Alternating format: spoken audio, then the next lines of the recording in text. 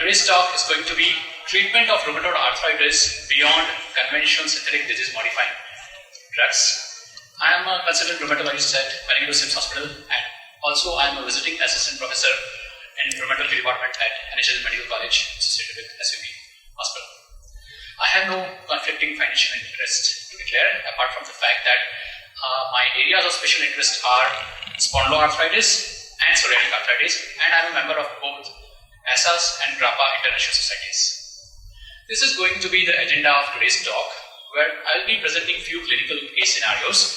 We will be understanding the concept of treat to target. We will be going over the nomenclature of how disease-modifying anti-rheumatic drugs are classified. We will understand what are the limitations of the conventional synthetic disease-modifying drugs are, and what are the newer drugs available. When do we switch over to newer drugs? There are a lot of myths and facts surrounding the flavor of the season, which is JAK inhibitors. We will overview them, and we will then go over overview about how to go about increasing or escalating the treatment, and how to go about tapering the medications that are DMARDs in the case of rheumatoid arthritis. So I would like to start the talk with few clinical case scenarios that as physicians you might have encountered in your day-to-day activity. This is a case of a 28-year-old female who is married, seropositive RA on triple DMARD, that is methotrexate, sulfasalazine and hydroxychloroquine for past 1 year. Despite that, she continues to have active disease. She has a swollen joint count of 8 out of 28 and a tender joint count of 14 out of 28. She has no child yet and is pausing for pregnancy. So I would like all the audience to participate in this question and give your answers. What do you think would be the next logical step? Would you add leflunomide to our current treatment? Would you add guratimod to our current regimen and remove hydroxychloroquine? Would you consider switching to biological therapy in counsel? Or would you add tofacitinib and remove sulfasalazine and hydroxychloroquine in her regimen?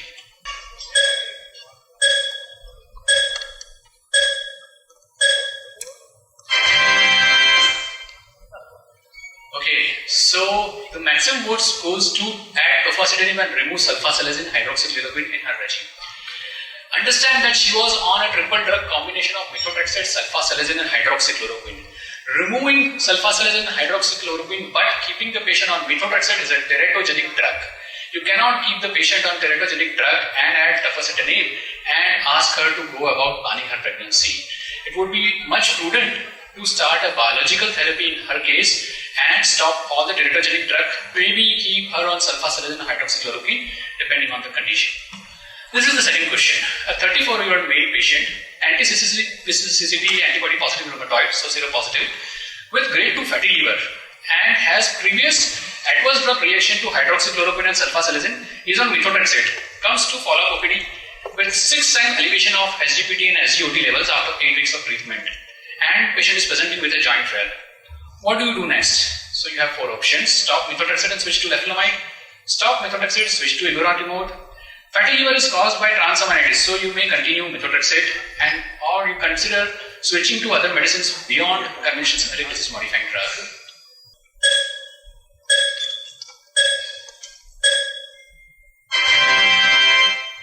Okay, so considerable, almost all, 85% of you answered that we need to consider switching because the patient already has fatty liver and methotrexate is known to cause liver toxicity. So let's start our talk. Rheumatoid arthritis is a disease which has been treated since time immemorial. Most of the time in the early days it was treated with non-steroidal anti-inflammatory drugs and steroids. Then came the disease-modifying anti-rheumatic drugs, and then now we are having targeted treatments. The most important concept that we need to understand is that there is a concept of treat to target. Just as in diabetes and in blood pressure, we have a target goal to achieve. There are JNC criteria, JNC 8, there are cutoffs, stage 1, stage 2 hypertension. In diabetes you have cutoffs where you target a specific fasting blood sugar and a postprandial blood sugar. Similarly, there are targets in rheumatoid arthritis. We calculate DAS28 score, CDAI score, SDAI score, which will tell us whether the patient is in active state, moderately active, mildly active, remission or high disease activity state. So based on that, we need to treat the patient to a target and try to achieve remission or low disease activity in 3 to 6 months. And this can be used by, this can be achieved by using targeted treatment drugs. In 2014, Professor Joseph Smolin came up with a nomenclature how to classify anti-rheumatic drugs. Those are known as the disease-modifying anti-rheumatic drugs into different categories. Broadly speaking, it was divided into synthetic disease-modifying drugs and biological disease-modifying drugs. Again, it has two subcategories. The synthetic disease-modifying drugs are classified as conventional synthetic disease-modifying drugs or targeted synthetic disease-modifying drugs because they will act on specific targets, which is the JAK-STAT pathway. Similarly, biological DMARDs are classified into biooriginal and biosimilar disease-modifying drugs. This is the list of conventional synthetic disease-modifying drugs which we all are aware: methotrexate, leflunomide, sulfasalazine, hydroxychloroquine, agoratimod. JAK-inhibitors, all the JAK-STAT inhibitors are targeted synthetic disease-modifying drugs. In biooriginals, we have TNF inhibitors, anti-IL-6 receptor antagonists like tocilizumab, rituximab, abatacept, and a lot of biosimilars which are copies of the biooriginal drugs. So the limitations of conventional synthetic disease-modifying drugs are that sometimes in 50% of patients we are not able to achieve remission or low disease activity. So the efficacy of the conventional synthetic disease-modifying drug itself is not enough to control the disease activity. At times, it has a lot of side effects due to which we have to withdraw the drug, and sometimes the disease is not controlled from radiographic progression point of view, so we need to escalate the treatment. At times there are teratogenic drugs which need to be stopped during pregnancy and other comorbidities involving the liver and kidneys. Those are the times we need to reconsider switching those drugs. So which are the biologicals which are approved in rheumatoid arthritis? As you can see in this slide, there are 10 biological molecules which are approved for treatment in rheumatoid arthritis. The first molecule was in 1998, etanercept, then came infliximab in 1999, which are all TNF inhibitors. So anti-IL-6 receptor antagonist, that is tocilizumab, was approved in 2010. We have abatacept in 2005, and recently sarilumab, which is again an interleukin-6 receptor antagonist similar to tocilizumab, was latestly approved in 2017. So we know that the TNF inhibitors are efficacious and are better in controlling the disease activity when we compare it with methotrexate alone. As you can see, the ACR 20s, 50 and 70 responses are much better with any of the biological agent used when compared to methotrexate alone. Let us understand the JAK-STAT inhibitors. The JAK-STAT inhibitors act by the JAK-STAT pathway, and specifically speaking, tofacitinib is a pan-JAK inhibitor. It blocks the JAK1, JAK3 more than the JAK2. It was approved in 2012 for treatment of rheumatoid arthritis and subsequently has been approved for treatment in other diseases as well. Baricitinib is a JAK1, JAK2 inhibitor approved in 2018, and more recently in 2019, a couple of other drugs, upadacitinib and filgotinib, have also been approved for treatment in rheumatoid arthritis. These are the molecular structures, and there is a lot of work going on JAK selective inhibitors, that is JAK1 selective inhibitor, JAK3 selective inhibitor, and TYK2 inhibitors. So what about the efficacy of these drugs? These drugs are indeed efficacious, as you can see.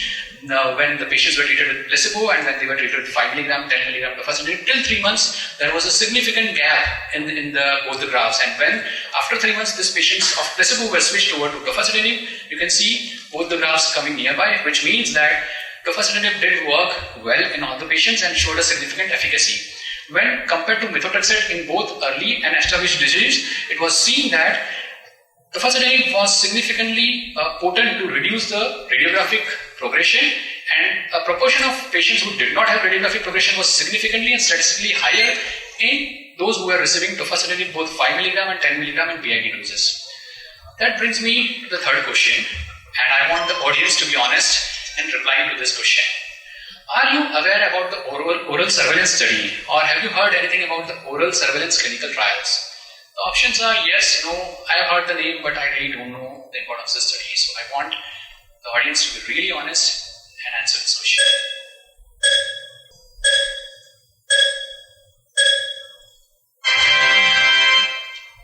Okay, so most of the people have not heard, 65% have not heard about this study, and the remaining have maybe heard, but they don't know the importance of the study. And that is why I'm going to the most important point of this talk is this. This study was published this year in January 2022. The focus of this study was to evaluate the MACE, that is the major adverse cardiovascular events, and the occurrence of cancer in patients with rheumatoid arthritis who were treated with tofacitinib as compared with TNF inhibitor. And the results were quite astonishing. It was shown that the incidence of major events, the MACE events, and the cancer was 3.4% and 4.2%, which were higher than TNF inhibitor, which was 2.5% and 2.9%. The hazard ratio was high, and that showed that this drug is having more chances and has a lot of potential to cause cancer and MACE events. It is a drug which is known to shown to cause thrombosis and viral reactivation and myelosuppression. So the myths about this drug, is JAK inhibitor a biologic? The answer is no. Is this drug going to replace methotrexate? The answer is no. Should this drug be used as a first-line drug, the JAK inhibitors? The answer is no. Should we do screen? I mean, can we use it without screening? Absolutely no. You need to screen patients like biologics for latent TB infection before we embark on using this drug. And can we combine JAK inhibitors with biologics? The answer is no. So how do we increase the treatment regime in a case of active disease? The baseline drug remains methotrexate. We go for combination of conventional synthetic disease modifying drug. Then we go on to JAK inhibitors, considering that they are now a lot cheaper, and then we can think about biological therapy. And how do we de-escalate? We first stop the steroids, and then we reduce the biological or the JAK inhibitor, continue on CDMARs, and then de-escalate by decreasing the dose of conventional synthetic disease modifying drug when the disease is quiescent or in remission. So I will conclude by saying that the take-home message is that beyond conventional synthetic disease modifying drugs, there are options available. Biological drugs are available, targeted synthetic disease modifying drugs are available, but one must remember to screen each and every patient with the same intensity how they were screening for biological therapy, like they should be ruled out for latent TB, and HIV, HBsAg, HCV markers should be done. And it is always at the end a clinician's judgment. Lot of comorbidities. This study which I showed, which had increased cardiovascular adverse events, was predominantly seen in elderly age group, those who had a risk factor of cardiovascular disease. So in such patient age group, you should then think that is it really going to be harmful if we add JAK inhibitors, and if so, then you should be prudent enough to go to another alternative therapy. With this, I would like to thank you for your patient hearing. Thank you so very much. Today I am going to speak about Intermax and use of LVADs, or you can say MCD, that is mechanical circulatory devices, or we can say artificial heart. So Intermax is a bit of a new name actually. How many of you know Intermax score? So let me explain. Current classification of NABH, that is class 1 to 4 symptoms, does not offer any adequate description to allow optimum selection of patients for the choosing any medical or pacing therapies or heart transplant or artificial heart. And that is the reason there is another registry has evolved, which is named as Intermax, and which has divided this class 3B symptoms into 7 subgroups, and that is known as Intermax, also called as Interagency Registry for Mechanically Assisted Circulatory Support. In short, this score was developed to identify the correct patient to have mechanical circulatory device or artificial heart, which is good or eligible or not. So let me take you in details. So Intermax score was developed according to the survival and symptoms. So you can say Intermax 7, that is a class 3B symptoms. Intermax score 6 is a walking wounded. It means these patients have established heart failure and they keep coming to your OPD for the modification of medicines, but otherwise they are fine. Intermax 5 is housebound patient. They have a lot of symptoms of heart failure and normally they prefer to stay at home because of their symptoms. Frequent flyer, these patients of heart failure, they need frequent hospitalization now. So they are a bit of a more worsening symptoms, and on and off they need hospitalization. As a clinician, we give them diuretic or inotrope, and after that they are able to go home back again. So we can discharge them. Intermax 3 is stable dependence. Now onwards, 3 onwards, these patients are in the hospital. So they are stable in the hospital. We cannot discharge this patient. And sometimes they need some kind of inotropic support. Sliding fast patients are in ICU, they are on inotropes and they are on multiple supports. And normally if they don't do well, they can slide immediately or very quickly they can go back to the Intermax 1, that is crash and burn. So these are the sick patient, acute cardiogenic shock, on inotropes, sometimes on IABP or kind of devices. And these patients need maximum attention. So Intermax score was basically developed 1 to 7 according to the severity of symptoms and according to the survival. And according to that, we have to decide to offer which kind of mechanical circulatory support is indicated. So this is a little bit complex side, but if you look at the top mode, that is a ACCHA classification, simple stage C and stage D. The next one is NABH classification 1, 2, 3, 4, 3B, 4, 4. And the third one is the Intermex classification. So Intermex has divided class 3B onward symptom into 7 groups, and according to that, the therapy was indicated. I will just tell you in details in the last slide. So indication of MCD or LVADs, very simple. Whichever the patients who need heart transplant, but if it is heart transplant is not possible or feasible for any of the following reasons, we have to offer them LVADs. So diabetes with end organ damage, persistent poor glycemic control, irreversible renal function, irreversible severe pulmonary disease, hepatic dysfunction, clinically severe symptomatic cerebrovascular damage or significant peripheral vascular disease, active tobacco smoking, psychological issues, age more than 70, BMI more than 35 kg per meter square. These all our patients are ideal candidate for heart transplant. They have a established heart failure, but somehow we cannot offer them heart transplant, and that's the reason we have to consider mechanical circulatory devices. All other indications of heart transplant where heart availability is an issue. Like we get sometimes this kind of patients.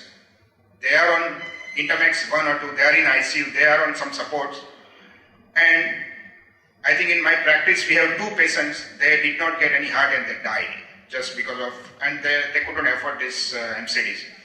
So all other indications of heart transplant where the heart availability is an issue. So these are the candidate indications for LVADs or MCDs. Now this is very simple slide actually to show why Intermex has come in the picture. So you can see the morbidity and mortality, that is a composite endpoint according to Intermex. Now if you consider the class 3B symptoms, it is very difficult to distinguish. But if you can see as an Intermex score, certainly Intermex 7 is having a low mortality and morbidity while comparing with the Intermex 4 and 5. So these all data have been published by Intermex registry, and all clinicians, heart transplant surgeons across the globe, they use this as a considering point. Now why we keep talking about Intermex, heart failure, transplant and everything, the reason is very obvious. Now this is the data of USA. There are almost 6.2 million patients, they have established heart failure. 600,000 patients, they have advanced heart failure, and almost 100,000 patients, they die annually because of heart failure. That's a huge number. In India, we don't have data, but I'm pretty sure actually the numbers would be in a similar fashion. And if you look at here, each and every hospitalization of a heart failure increases the mortality. Now, you can go back to your practice again, you must be getting a lot of patients of heart failure, you admit them, you give some diuretic, you give some inotrope, you discharge them. After 3 or 4 months, again they come to your practice, again you admit them. So each and every hospitalization increase the mortality of these patients, and that's the reason we always entertain, we always promote actually for the safe transfer of these patients to the tertiary center where heart transplant or MCD treatments are available. Now, it's a very good slide to understand.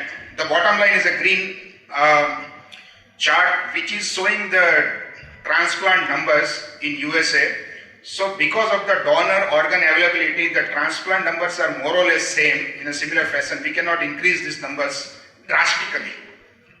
On the top, on the red side, it is showing the ventricular assist device, VADs or MCD implants every year in the Europe.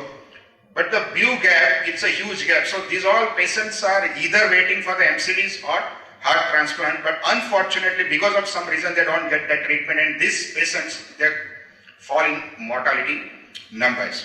And Intermex keep trying to reduce this number or keep pulling the score above whenever they get some patient data. Now, which all are mechanical support device or LVADs available in India? In acute term, short term, bridge to decision is we have a CentriMag and we have a HeartMate 2 and HeartMate 3. I'll just show you the simple slide here. So IABP is also MCS actually. Basically, everyone knows about IABP, but IABP can increase the cardiac output by only by 15%. So if patient is really in acute cardiogenic shock and they have hypotension, even with the IABP, we have to consider something else. Impella is another way. We have a store outside of Impella. It is a beautiful device and cardiology colleagues, they use very frequently abroad and increase the cardiac output by 30 to 60%. And we have a CentriMag and ECMO. So that can increase the cardiac output by 100%. It means we can take the circulation fully, temporarily, and we can offer this patient a long-term meds or heart transplant, whichever is earlier or feasible. So long-term devices are HeartMate 3. Now it is available in India now, and in Ahmedabad we have availability now. So basically it is an intracardiac device. So that's a small machine which sits in the heart. There's a drive line which comes out from the abdomen, which is connected with the console, and we can manage all the parameters, rotation, RPM and everything, and which is connected with the battery backpack. So this patient is having an artificial heart or VADs, a long-term VADs, and patient can be mobilized. I will show the results. And recently 2022 AHA-ACC HFSA guidelines, they have now suggested level of evidence is A, and class of recommendation is 1 for mechanical circulatory support in any selected patient with advanced heart failure with reduced ejection fraction with NABH class 4 symptoms who are deemed to be dependent on continuous intravenous inotrope or temporary MCS like IVP. Durable LVAD implantation is effective to improve the functional status, quality of life and survival. What I want to say again, patients with a terminal heart failure whom we cannot offer heart transplant for any reason, we can consider now mechanical circulatory support, and that is a class 1 indication. So HeartMate 3 has LVAD outcomes now. Momentum 3 trial has already been published, and they have an immediate, significant and sustained improvement in the functional capacity of quality of life, excellent safety profile with lowest published adverse events. If you look at this graph, the bottom line is rematch trial which has been published long back actually, which shows the survival of established heart failure patients at the end of 2 years is only 8%, and it's almost 24%, 8% at the end of 24 months, 2 years, which can be pulled up to the 79-80% with the use of HeartMate 3 devices. So that is a beautiful machine, and nowadays it is gaining more and more popularity because easily available. Again, same match, HeartMate 3 is having a wonderful results. There is the lowest published adverse event rate, stroke rate is 10% and pump thrombosis rate is 1%. And if you see Intermax registry, there is an improved worldwide survival with the use of HeartMate 3. It is nearly equivalent to the heart transplant results. So, again, summary, Intermax score was made to identify those patients to have a proper MCS. So Intermax 1, as I said before, these are the crash and burn. They are the patient in ICU with acute cardiogenic shock, and if they are dying, then we can offer this MCS within hours. If they are Intermax 2, they are sliding on iron drops, they are rapidly deteriorating, then within days they need MCS. If they are stable but in the hospital, that is Intermax 3, okay, they need MCS within weeks to months. Otherwise, they can immediately or within a near future, they can slide to the Intermax 2 or 1. Resting symptoms at home, frequent flare as you can say, we can offer them MCS within weeks or months. 5, 6 and 7 till NABH 3B, that is a 7, is not been recommended use of LVAD. Thank you very much. So that's message actually, it is a bit of a new concept actually to understand for us. Even we learned few years before, because it is very much important to identify the use of mechanical circulatory support. If I have heart failure and if for some reason if I am not fit for heart transplant or if I am not getting heart transplant, then certainly I have to consider MCS for a longer time, and it is having equally good results, that is at the end of 1 year and 2 years like a heart transplant. So summary, we need to understand Intermax, we need to refer this patient as soon as possible. Before they slide to the Intermax 3, 2, 1, we have to refer this patient to higher center to stop the progress of heart failure in any form and to pull back. And if they need an appropriate device, then we have to offer them. Thank you very much. So after 2 great lectures on recent advances, I will talk something about basic science, hypernatremia. You must be knowing about almost all the concepts of it. Before starting, our body has 2 great mechanisms to contain rise of sodium. First is thirst. Thirst if we have low volume in the body, the thirst centers will be activated and we will drink water and will contain sodium. If somehow we are unable to reach to drink water, maybe elderly or children, then second mechanism comes into action, that is secretion of vasopressin in the body, which is an antidiuretic hormone, other name, and it causes retention of fluid in the body, and that's how the sodium is contained from rising. So hyponatremia is defined as serum sodium greater than 145. It is not that commonly seen. It is seen mostly in hospitalized patients in ICU setups because the patients are bedridden and debilitated. But mortality is very high. Mortality is as high as 40%. So it can be classified as mild 146 to 150, moderate 150 to 1 to 169, severe is 170 to 179, and extreme is 180. So you must have seen many times 146 to 150 or moderate hyponatremia, but severe hyponatremia we see commonly in cadavers. When we go for cadaveric retrieval, the patient is brain dead. So his both mechanisms of thirst and secretion of vasopressins are impaired. So they reach sodiums as high as 180. So the causes of hyponatremia, basically these 6 Ds, these are related to the theory which we just saw. Either there is excess loss of water from the body by diuretics, by diarrhea or dehydration, less of water intake, or because of the impaired mechanism of containing the sodium, that is release of vasopressin, that is nothing but diabetes insipidus, can be of 2 types, central and renal or nephrogenic, and central is because of decreased production, renal is because of impaired action of the secreted vasopressins. And in some diseases such as sickle cell disease or medullary cystic kidney disease, where the vasopressin receptors are impaired, there also you will see development of hyponatremia. So also one more common cause is there for development of hyponatremia, that is hypertonic sodium infusion. That is, can be sodium bicarbonate infusion or 3% saline infusion, can be just ingestion of seawater during drowning, or some diseases such as primary hyperaldosteronism or Cushing syndrome. So what is the pathophysiology? So basically, if you see the first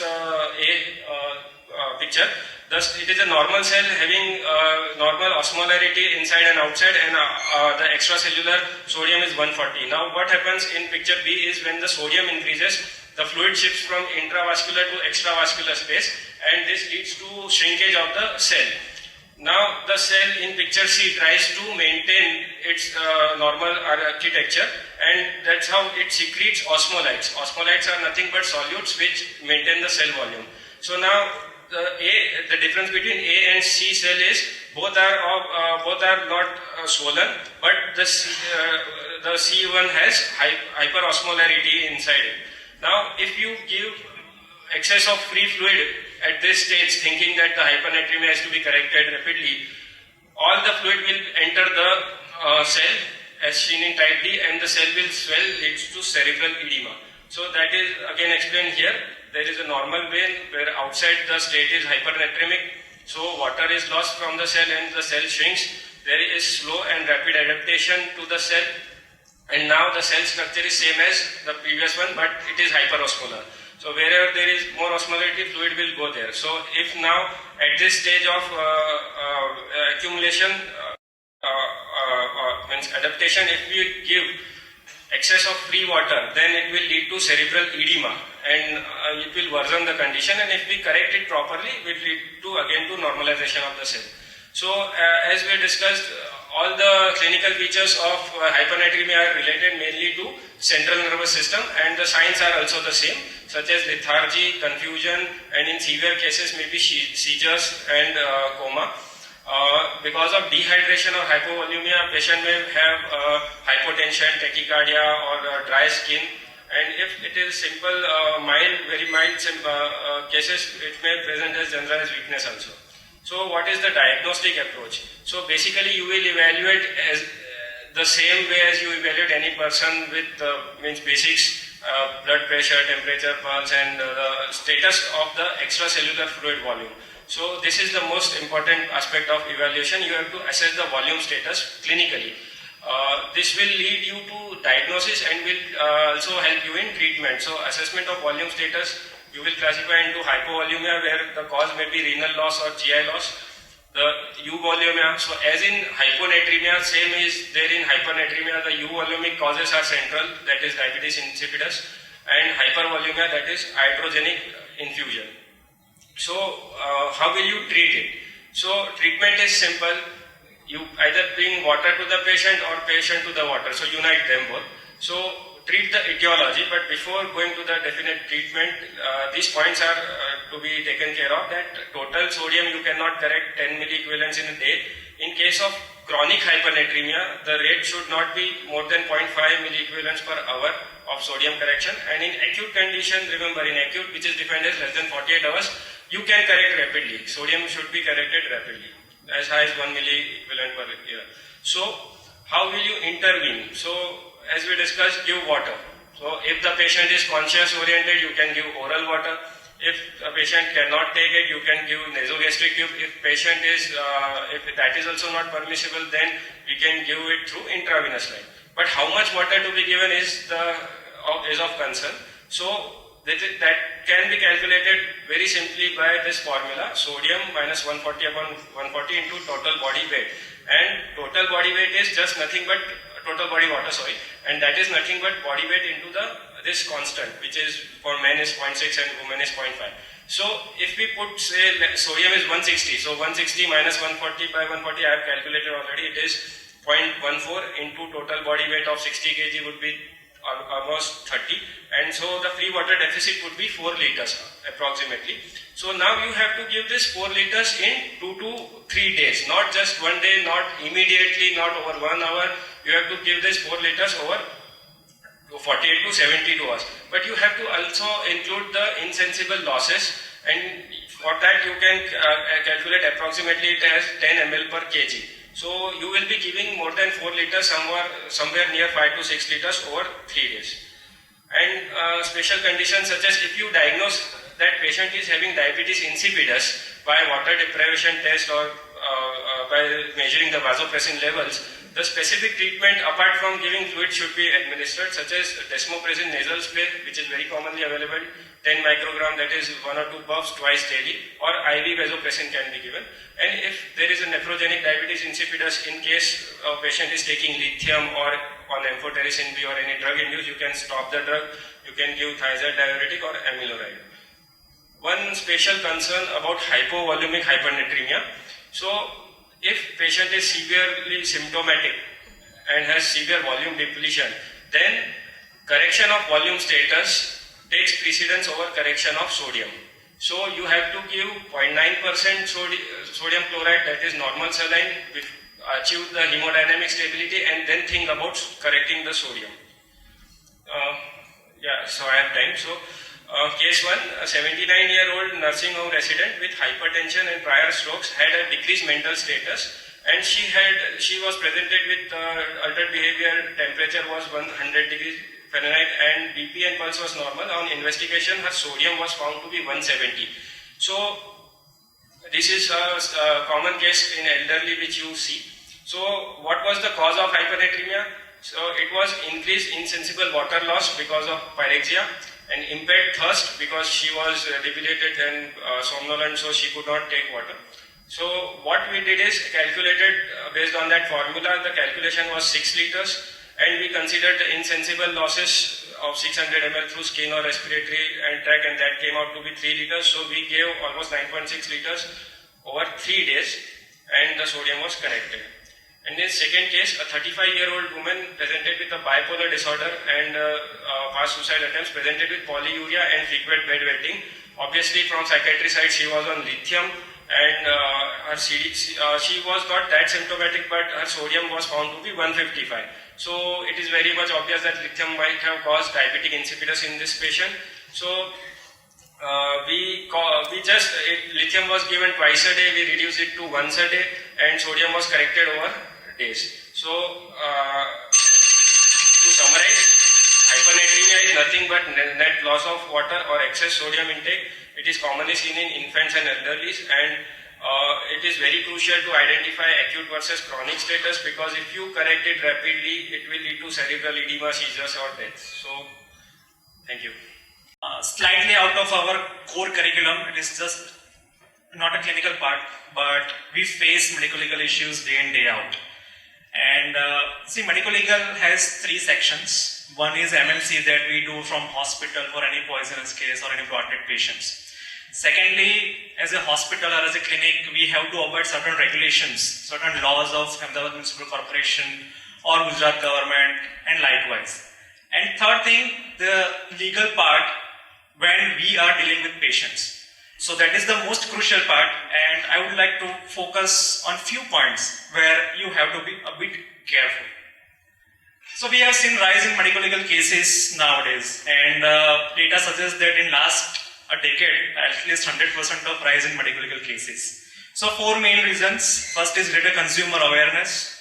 Second is flexible consumer forum. So government is pro-consumer, and not only medical sector or the health sector, but all the sectors are facing the problem. Third thing is litigant mindset.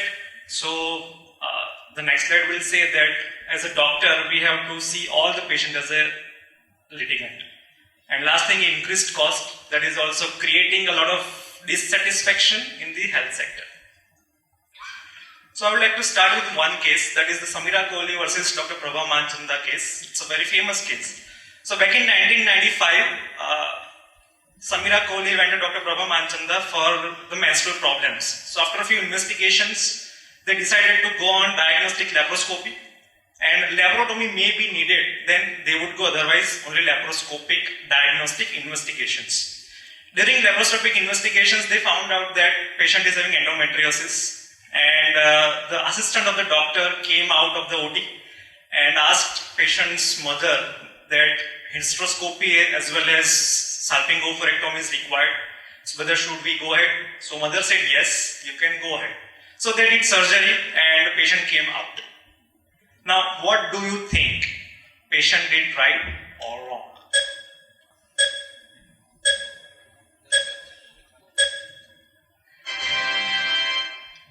Wrong. Excellent. So it is again, see, law is an incomplete science as medical science, and law is not a hardcore science as well. It is just an experience that the government and everybody is facing, and depending upon that, law is coming up. So here, doctor did ethical but wrong in other way. So we'll see in which law, according to which law, the doctor did the wrong thing. Another case, Jacob Matthew versus State of Punjab. Again, back in 1995, a patient was admitted in a hospital due to terminal stage of lung cancer, and during admission stage, patient had breathlessness at 11 o'clock in the night. Nobody came for 15 to 20 minutes. After that, doctor came, nursing staff came, and patient was required oxygen. And when they found out that oxygen cylinder was empty, and next 5-7 minutes, they found out the cylinder, but in the meantime, patient died. Now the question is, who is at fault? The doctor or the nurse or the hospital management?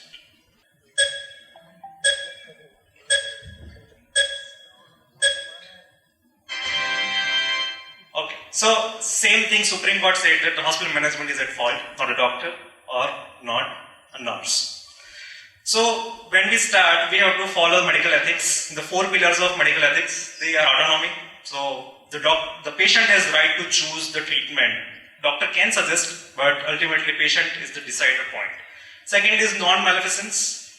Anybody remembers Hippocratic Oath? So Hippocratic Oath has a part of non-maleficence, that do no further harm. So if you cannot treat the patient, that's okay, but please do not do further harm by giving any kind of inappropriate treatment. Third thing is beneficence. So always behave or do to promote well-being of the others. And lastly, social justice, that each and every patient has to be treated on non-biased way. So duty of care, as a registered medical practitioner, we have 3 duties of care. First is whether to undertake a case. So you have to decide whether to undertake a case or not in non-emergency cases. Secondly, once you have decided, then decide what to treatment give. And lastly, administration of an appropriate treatment. So if there is any fault in out of these 3, then a doctor is liable and can be sued in the court. So once any breach of these three, then there is a neglect, and there is a very thin line between neglect, whether it is slight or ordinary or gross. There is no clear-cut guidelines behind any kind of neglect, but case to case it varies. And ultimately, court decides on the basis of mens rea, that is the intention behind whatever it is done. So if intention is good, then it is not a negligent case. If intention is bad, then ultimately it's a negligent case. So as a doctor, we should know all these 4 laws, not all, but a part of those. The Contract Act. So Dr. Prabha Manchanda in that Samira Kohli case did wrong in Contract Act because there was no consent for hysterectomy. The consent was only given for diagnostic laparoscopy or laparotomy. The second is law of tort, so misconduct by the doctor or the hospital. Then third is Indian Penal Code that everybody knows, and in forensic medicine also we learned few sections of IPC. And lastly CPA, that is Consumer Protection Act. Nowadays it is in discussion that the health industry or the doctors are under ambit of Consumer Protection Act as the patients are consumers and we are the service providers. So if you do something wrong, then patients will give you 4 Apple products. First thing is compensatory, so they can ask for compensatory in the court. Punitive, so under IPC, doctors can be held liable and can have punishment. Disciplinary, in MCI or IMA, patient can go against the doctor. And lastly, recommendatory in Human Rights Commission or State Human Rights Commission, where a patient can ask for all these 4 punishments. Accountability hospitals. So if you are working in a hospitals and hospitals has direct accountability for not providing good care. So we had incidents of fire in hospitals. So that is the direct accountability of the hospital. And second is vicarious liability. So if a hospital or a doctor, they have a vicarious liability of, so that means if employer is doing wrong on duty, then a doctor who is an employer or the hospital but is an employer is responsible. So common errors that we do, avoidance. So if patient is worsening, we try to avoid confrontation with patients or the relatives. Defensive medicine. So because of increased legalities, we try to be polytherapy, polyantibiotics, polyinvestigations. Don't do that. So it doesn't protect you once you are sued. Failure to communicate. So communicate in specific language. So in emergency, when we have brought patients, we are taught that clearly say that patient is dead. Sometimes we say that patient dham ma gaya chhe, devlok pama chhe, swarg ma gaya chhe. So those are non-medical terminologies and don't use them. So be specific in your instructions, in your communications.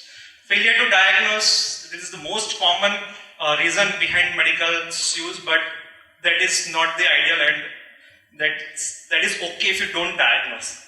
Failure to identify complications. So whatever treatment you are giving, if you don't identify, you cannot identify, then it is the problem from the doctor's side.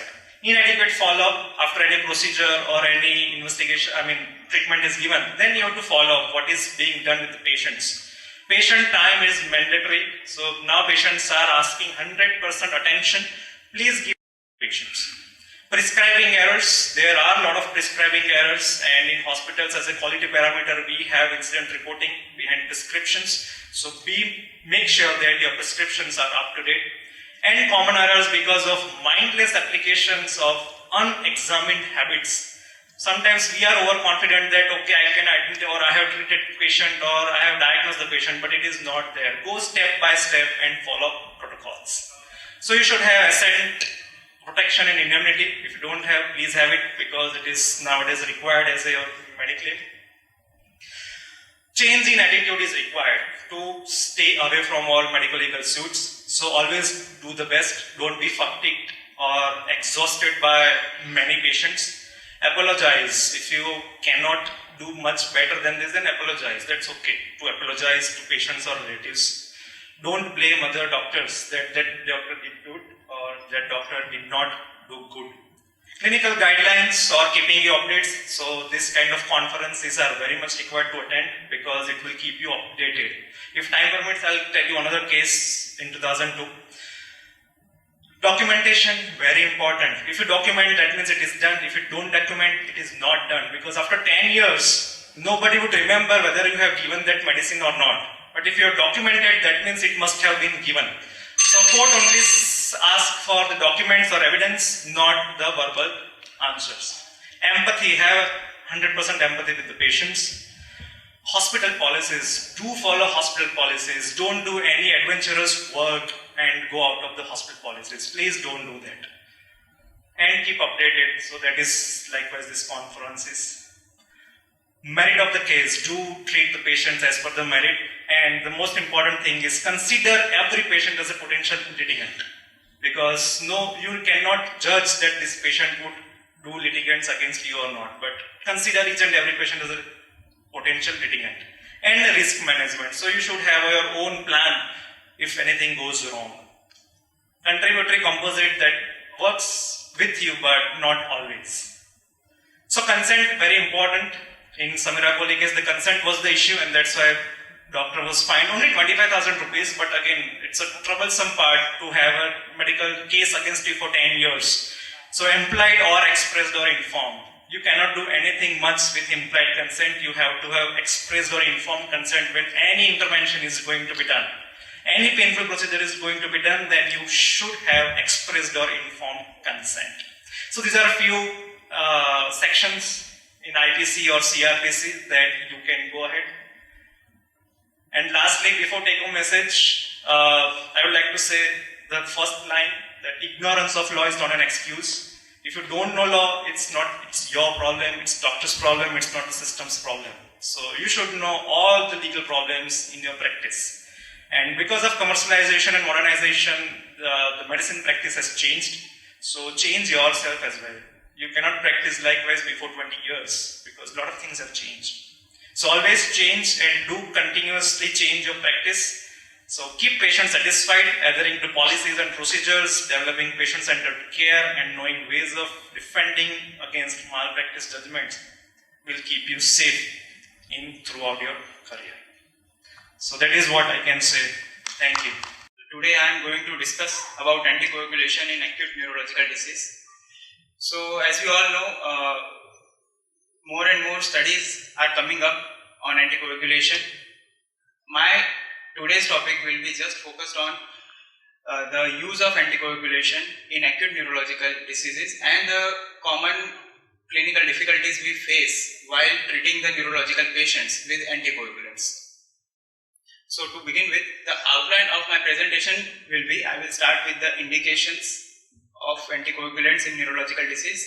I will compare warfarin versus NOACs, restarting anticoagulant after intracranial hemorrhage, restarting anticoagulant after ischemic stroke, and stroke thrombolysis on NOACs patient. So to begin with, I will start with accepted and investigated indications for initiating anticoagulants.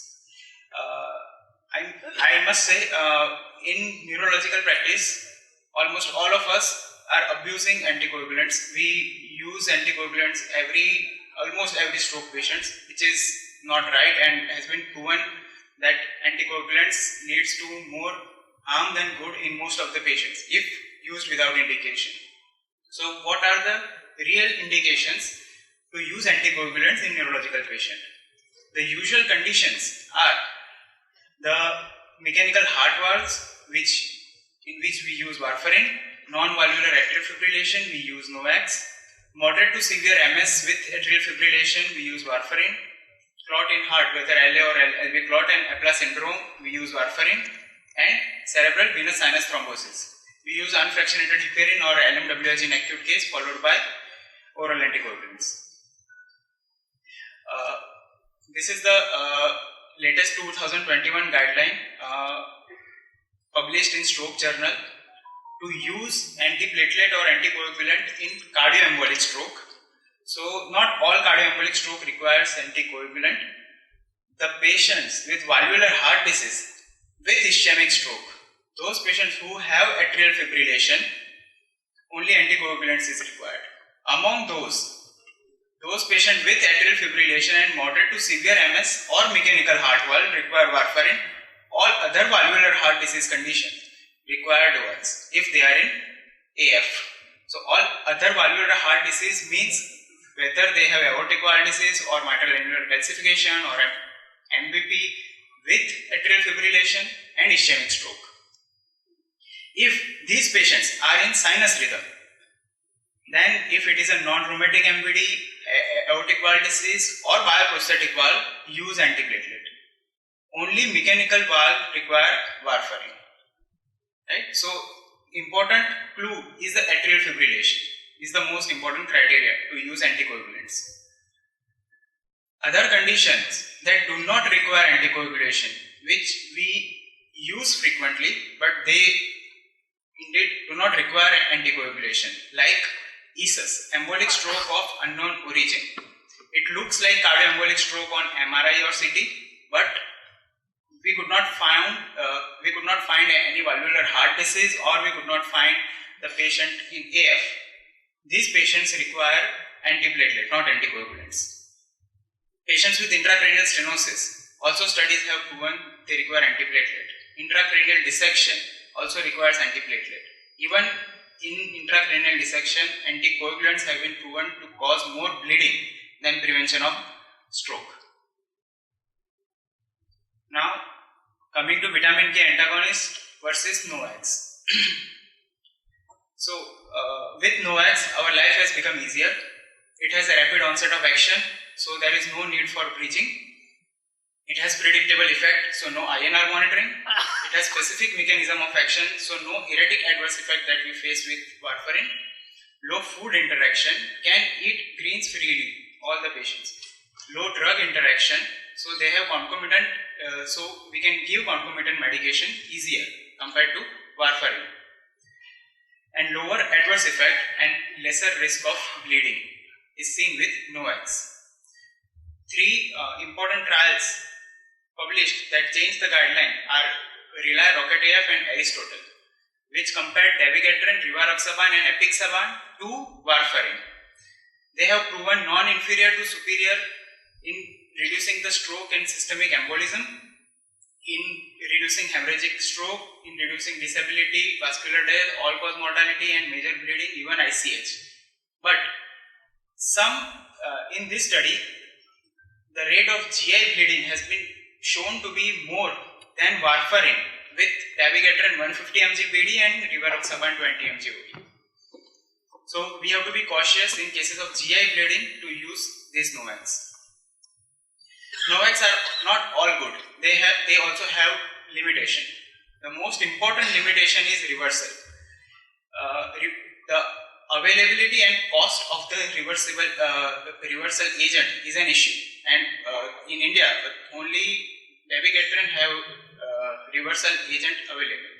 But in these cases, maybe FFP and PCV also works. Other limitation is cost. Now, lower cost generics and biosimilars are available that have kept the cost down than previous, and they may be equally effective to the primary drug. And with NOACs, the important thing is not all indications are met yet. In cases that require anticoagulation, we can use warfarin as a blanket approach, but it is not the same with NOACs. NOACs have specific indication, and we have to use NOAC in those indications only. Now, coming to the NOACs in CKD and CLD. As we know, NOACs are eliminated primarily by kidneys, while warfarin is metabolized primarily in the liver. So, NOACs in CKD, we have to measure the dose according to the creatinine clearance. Up to 50-60 ml of the creatinine clearance, there is no dose adjustment required for NOACs, but below 50 ml per minute, dose of dabigatran has to be reduced, and below 30, dabigatran is contraindicated. Dose of rivaroxaban to be reduced after 50 ml per minute of creatinine clearance. Apixaban is comparatively safer in CKD patient. You can use up to 30 ml per minute, and below 30 ml per minute creatinine clearance, we have to half the dose. In dialysis patient, all the NOACs are contraindicated because of the limited data. So this patient has to be put on warfarin.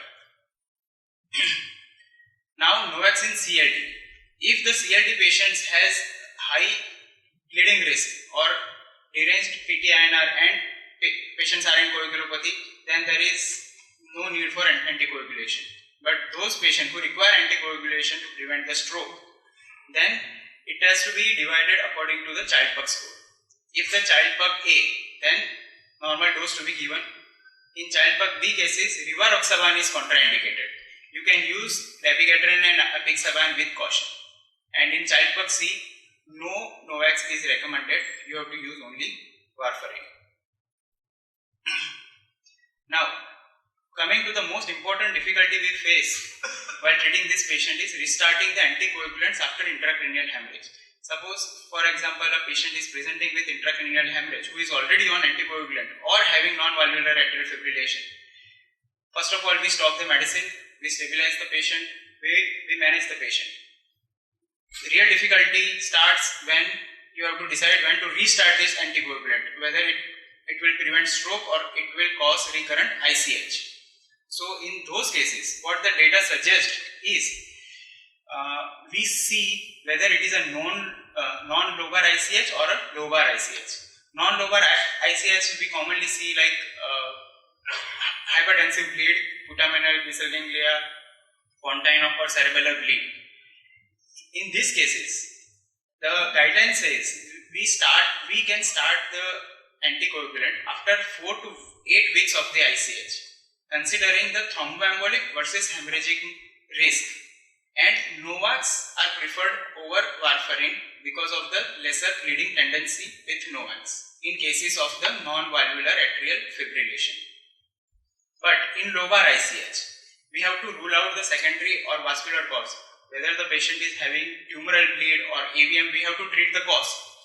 But in those cases which are CAA, like cerebral amyloid angiopathy, which have inherent risk of rebleed. So we do the MRI, we see for the microbleeds. If the cortical microbleeds are 5 or more than 5, then there is very high risk of recurrent bleeding on oral anticoagulant. So in those cases, oral anticoagulant should be used with caution, or we can consider the alternative approach for non-valvular atrial fibrillation like left atrial appendage occlusion. But in those cases with less than 5 microbleeds, we can follow the same guideline. But in mechanical heart valve patients, they are at highest risk of embolization. ESC guideline says we have to start the anticoagulation at 3 days, usually heparin after ICH, and we can shift to the warfarin after 7 days. But these data are limited. But in general, AF and others can wait up to 4 to 8 weeks before we begin the anticoagulation. Now, restarting the anticoagulant after the ischemic stroke in patient with AF. So, all over, anticoagulants have more bleeding than antiplatelets. So, in those cases which have TIA or minor stroke, we can start anticoagulants early. But in those cases which have moderate to large stroke, we have to prevent hemorrhagic transformation or ICH in the stroke. Right? So, in those with those principles, in 2012, a guideline was published citing 1-3-6-12 days rule to restart the anticoagulant. For TIA, 1 day, for mild stroke, 3 days, for moderate to severe stroke, 6 to 12 days to restart the oral anticoagulant. We have to do CT to rule out hemorrhage before starting the anticoagulant on 6th or 12th day after the event. But over time, it was seen that we don't need to wait this long to restart the anticoagulant because the ischemic stroke usually stabilizes in 1, 2, 3 or maximum 4 days, and we even can start early. So in 2022, last year, Stroke Journal published the data of Samurai MPF and Relax participants. They came with the 1, 2, 3, 4 day rule. In TIA, 1 day, mild stroke 2 days, moderate stroke 3 days, and severe stroke 4 days. To summarize my presentation, anticoagulants in various subgroups. Warfarin we use in artificial valve, moderate to severe MS, bioprosthetic valve for 6 months, CLD, child C, CKD and Epla syndrome. Efficacy wise, dabigatran 150 and apixaban are most efficacious. Safety wise, apixaban and endoxaban are most safest NOACs. OD dose compliance have rivaroxaban and endoxaban. CKD in 30 to 60 dose reduction, 15 to 30 over dabigatran, less than 50 only apixaban and warfarin. In CLD, childbirth C, warfarin, childbirth B, avoid rivaroxaban.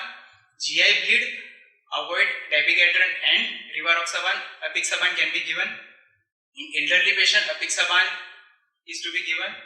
Obesity more than 40 BMI, use warfarin because level of DOACs are not available, and availability of the reversal agent, we use warfarin and dabigatran.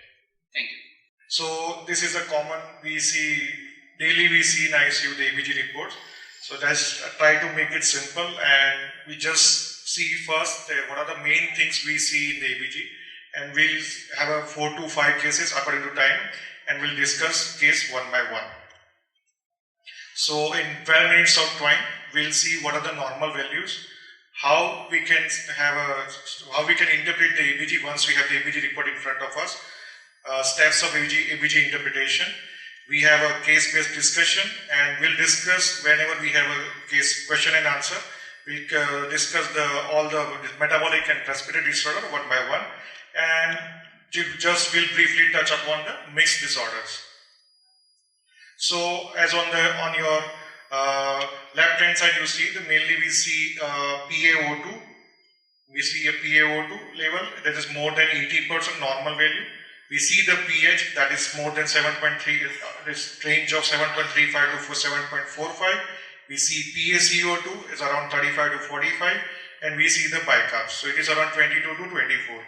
Rest all the other parameters, yes, we can have in ABG, but to keep it simple without any confusion, without any dilemma, today we'll first focus on only these 4 parameters, and when we have we can have an ABG with lactate also. The lactate in ABG is around 1.5 to 2, in venous sample up to 2 to 2.2, 2 to 4, that we can still consider as a highly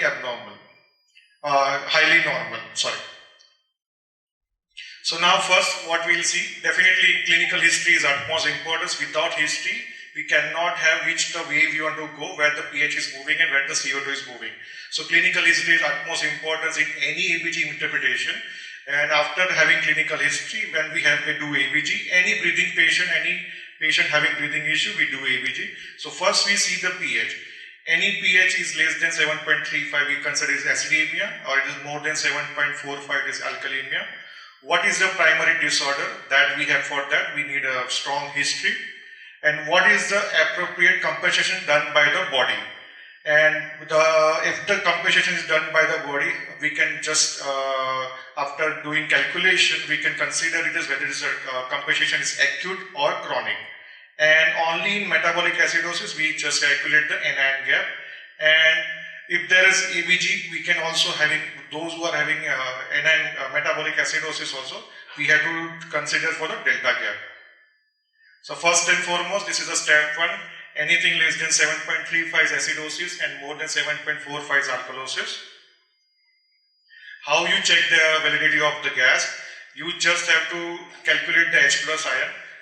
How to calculate the H plus ion? First, it's 80 minus, you have to do a last, you have to deduct the last 2 point of the decimal. Suppose your your H plus ion is 7.40, so your pH is 7.4. So suppose your H plus ion is 32, to 80 minus 32, your pH is 7.5.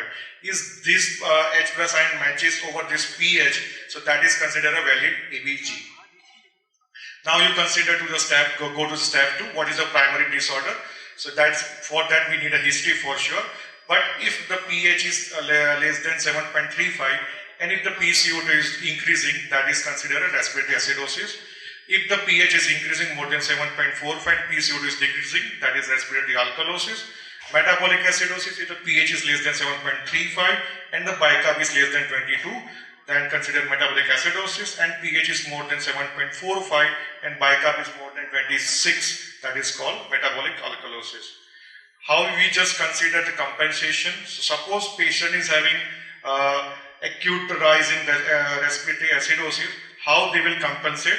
They will compensate by the pH. So any acute change in pH of 0.008, that is called an acute respiratory acidosis. So suppose pH was 7.35, now it is 7.25, it is acute respiratory acidosis.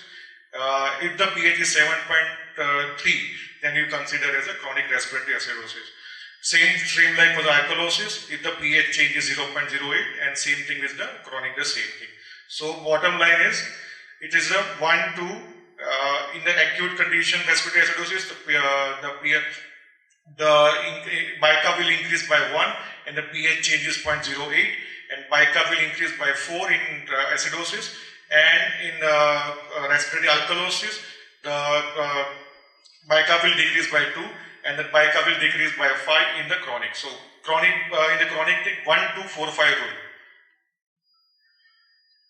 Now we'll come into the step 3. How will you consider the metabolic compensation? I just make it simple. Anything like what is the expected PCO2 for metabolic acidosis? Metabolic acidosis compensated with the respiratory alkalosis. So bicarb plus 15 is just a baseline for that. So if the PCO2 is more than your calculated PCO2, that you have to consider that the patient is having additional respiratory acidosis, and you have metabolic alkalosis. Bicarb plus 15. If the PCO2 is less than expected PCO2, you have to consider is a mixed disorder with the respiratory alkalosis. NAN gap, I am not just basic going through. What is a normal NAN gap? It is the 12. So anything more than 12, that is considered, you have to consider is a high NAN gap metabolic acidosis. And this is the delta gap. Generally, we don't have that question, so we are just skipping that one. Now we are going to the case-based discussion. Male 52 years old admitted to ICU for generalized swelling, decreased urine output and breathing issues since last 4 to 5 days. On investigation, sodium was 117, chloride was 94, create was 2.2, hemoglobin was okay, 8 not issue, echo normal. Now diagnosed with cirrhosis of liver and lactate was around 1.5. History of dengue fever before 1 year and HSC before 6 months. He is morbidly obese, but not having sleep apnea symptoms or not been diagnosed, but his saturation was normal and there is no any major surgical history. This was his ABG, 7.33 pH, PCO2 29, PO2 107, bicarb 15, sodium 117, chloride 94. So what does the ABG show? Audience poll please.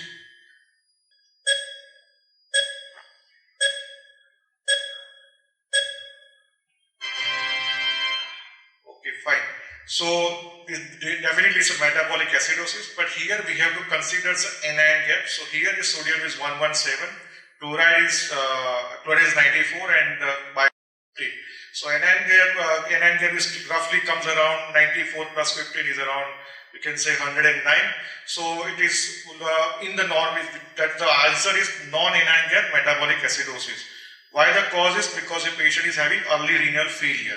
So these are the causes for the mud palace, as we all know. The typical mnemonics for the NAN gap acidosis, the most common is the DKA, uremia, and the starvation acidosis. That's the most common. And for non-NAN gap, we have early renal failure, diarrhea is the most common, and any kind of post-hypocapnia. These are the common cause of non-NAN gap acidosis.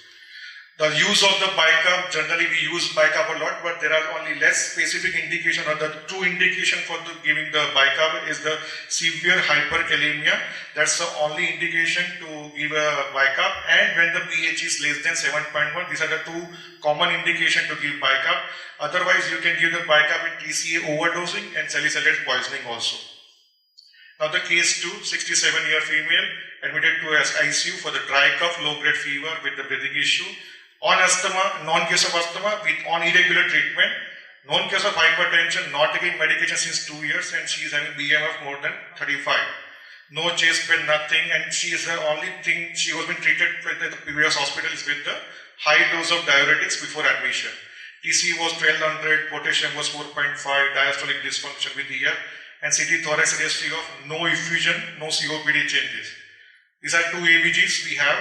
On the 18th, we have the pH of 7.39, PCO2 of 74, PO2 okay, normal, bicarb was 45. And on second, after 2 days, we did the ABG, 7.41, PCO2 for 52, PO2 64, bicarb 31. So here two things are abnormal, bicarb and PCO2. So what will be your answer?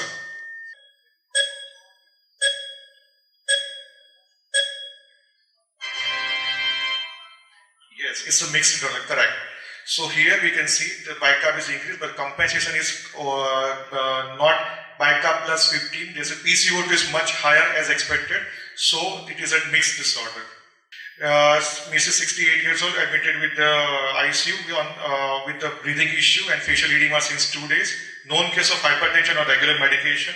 Patient is on CPAP therapy with good adherence since last 1 year. On investigation, she has hemoglobin of potassium 6.9, SGPT of 15, BNP 800, creat 9, echo was normal, and CT thorax, no any major issue. So what will be your diagnosis after seeing this EPG? pH of 7.08, PCO2 of 85, PO2 of 197, and bicarb of 21. She is on NIV.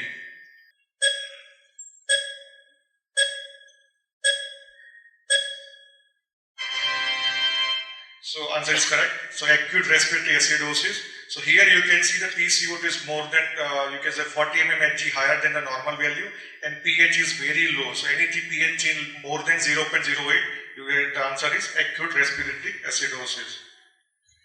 And as we have already seen the compensation, the bicarb increased by 1 and pH change. Main thing is the pH change. If the pH change is acute, even you have chronic respiratory acidosis, if the pH change is more than 0.1, consider it an acute or chronic respiratory acidosis or acute or chronic respiratory alkalosis. These are the causes of respiratory acidosis. Now we'll go to the last question. There's a case number 5. Yeah, last question. 72-year-old male patient, post-op case of left aortofemoral bypass graft, shifted to SICU for further management. With the left radial artery line and just shifted to the ICU with post-op with the left aortofemoral bypass graft. Is a known case of hypertension, history of PVD, and stented for the same before few months. On investigation, his sodium is 140, hemoglobin was 8, potassium was fine, and his lactate was 13, serum lactate, and pre-op echo was normal. And this was his post-op ABG. pH is 6.67, POCO2 140, PO2 147, bicarb of 16. So what is the diagnosis? Audience poll?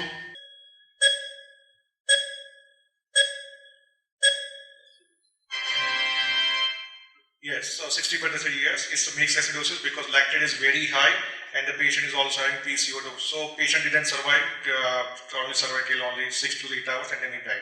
So yesterday we did a first lung transplant of the Gujarat, yesterday we did it, first lung transplant of Gujarat. So thank you. So in the last decade or so, immunotherapy has really created a lot of interest among people, not only clinicians but also the general public across the world or different countries. What exactly is immunotherapy? And it's deemed to be something like a magic drug, similar to what was penicillin many decades back or a century back. So if I just quickly burst through what is exactly immunotherapy, how it works, is it really hope? Is there really hope in patients, or is it just an hype where clinicians try to promote it in a higher level?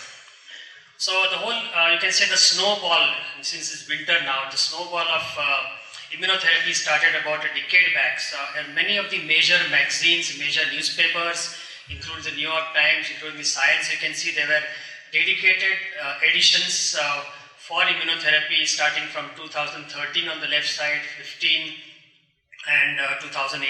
So practically almost every year or two there were dedicated issues for immunotherapy, creating a lot of interest in the clinicians. And this was again corroborated by the Nobel Prize for Physiology and Medicine, which was given in 2018 to these two seminal workers from MD Anderson and Kyoto University, who basically defined the pathway of immunotherapy, how it works and what is the mechanism of this, the immune system, especially the T cells. So coming to the case, this was a 60-year-old male, a former smoker. He presented with typical history of coughing and breathlessness since 2 months. This was in December 2018 sometimes. A CT scan showed a mass in the right upper lobe, a mass in the upper lobe of the right lung, and there were some mediastinal and paratracheal nodes. Biopsy of that mass was done. It was an adenocarcinoma, and we did a PET scan, which is what we usually do for staging. It showed some adrenal metastasis and probably some skeletal metastasis. As is mandatory in all our cases in adenocarcinoma, we do these molecular tests, which are shown here, the EGFR, ALK, I won't go into the details, but just try to remember one of the marker, which is the PDL1, which I will come to subsequently. So he was started with chemotherapy initially. The standard doses were given with local radiotherapy, And then we offered him immunotherapy, and he took this immunotherapy known as nivolumab for about 22 doses at every 3 weeks, so almost a year or year and a half. He tolerated well, there were no major side effects, he was back to his job, he had a government job, and incidentally he developed hypothyroidism. A PET scan recently in September 2022, that's about 4 years, he showed that he was fully active and about, and he was back to his job, and there were no symptoms. So this was, I'll just quickly run through the images. You can see on the left side here is the mass, on the image, you can see the cross here. And this is seen on the PET scan in December 18. The shine, the bright spot is the tumor there, you can see it easily. I don't have to describe it. And this was the PET scan after the therapy, after the stop of immunotherapy, he's fully active. You don't see that bright ball which was seen initially in the right upper lobe. There was some areas of fibrosis, and because he was a chronic smoker and he had received radiation also, there were some areas of fibrosis which you can see on the right side. But otherwise he was asymptomatic and fully about. So this was the PET scan again in October or September, you can say, where he was totally in remission and as it is. So the whole story actually, immunotherapy as far as lung cancer came up in one of the major conferences in Europe, and this was in 2017 if I remember. And there it was mentioned that immunotherapy is now making, it was something like an earthquake. So it's shaking the whole foundations of oncology. And this foundation was basically because of the results of the immunotherapy in lung cancer which is coming up. So there are major positive trials and positive effects of immunotherapy in lung cancer. Now if you ask me what are the indications, this is how it is getting busier and busier day by day.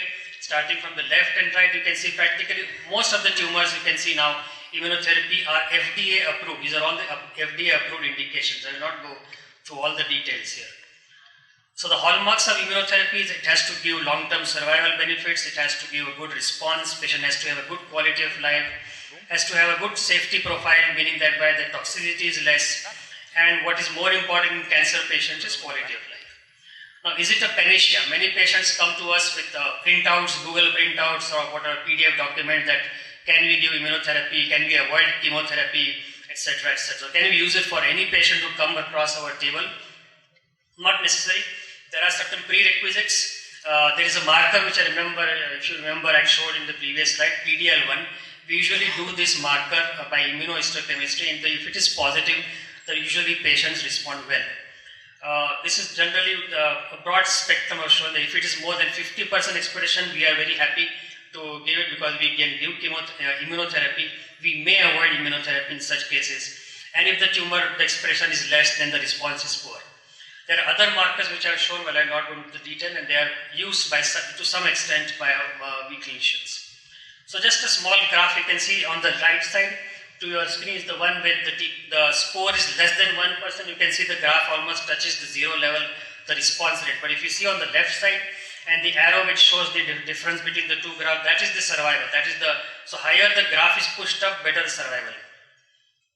So this is how we treat lung cancer, just as a given sample, is if you have a non-squamous cell carcinoma, we first look at some mutations, we look at the PDL1 status. If the PDL1 is the big green bar is more than 50%, we can offer single agent immunotherapy, which are 3 agents shown here. And if it is say less than 1% or 0%, then we have to give chemotherapy. This is how everything is now getting more precise, more targeted sort of treatment. This is applicable not to lung, but also applicable to brain tumors. It is also applicable to colorectal cancers and even breast cancers. How does it work? The biggest question is, does it really stimulate the immune system? Not really. What it does is that if one just runs through the circle here, starting from 1 to 7, initially there is a lot of release of new antigens, which is antibodies. Our T cells recognize it. They tend to take these antigens, and then these cells are recognized by the priming cells. They go into the lymph node, they are processed by a complicated process, and ultimately the T cells attack the tumor cells and they kill the cancer cell. That's the whole immune system, how it works. In the near future, you can see these are on the right side are the receptors where we are trying to attack. The PDL1 is one of them, you can see on the right side.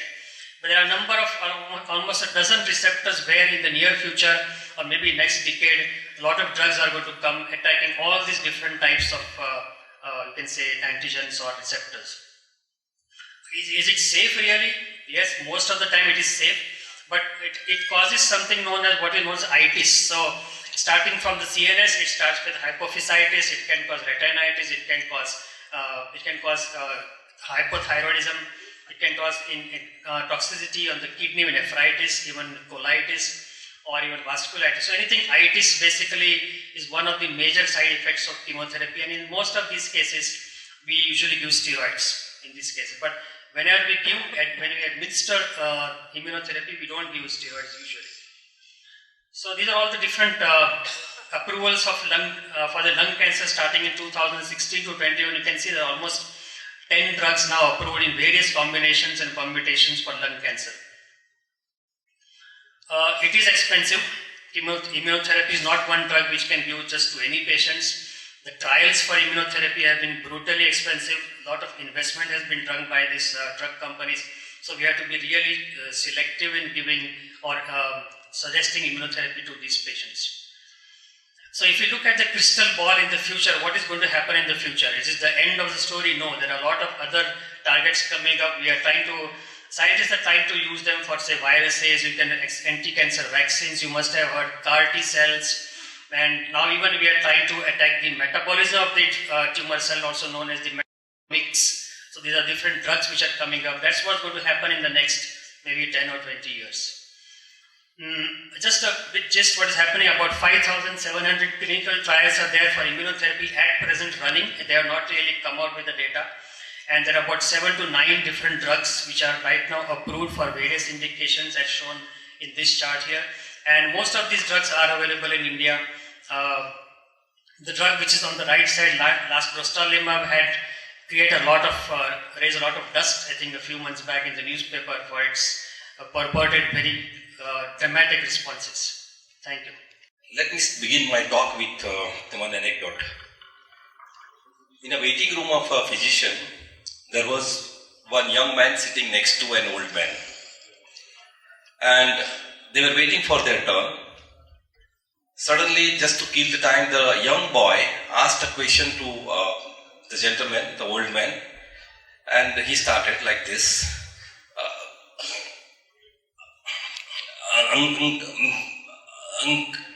Uncle,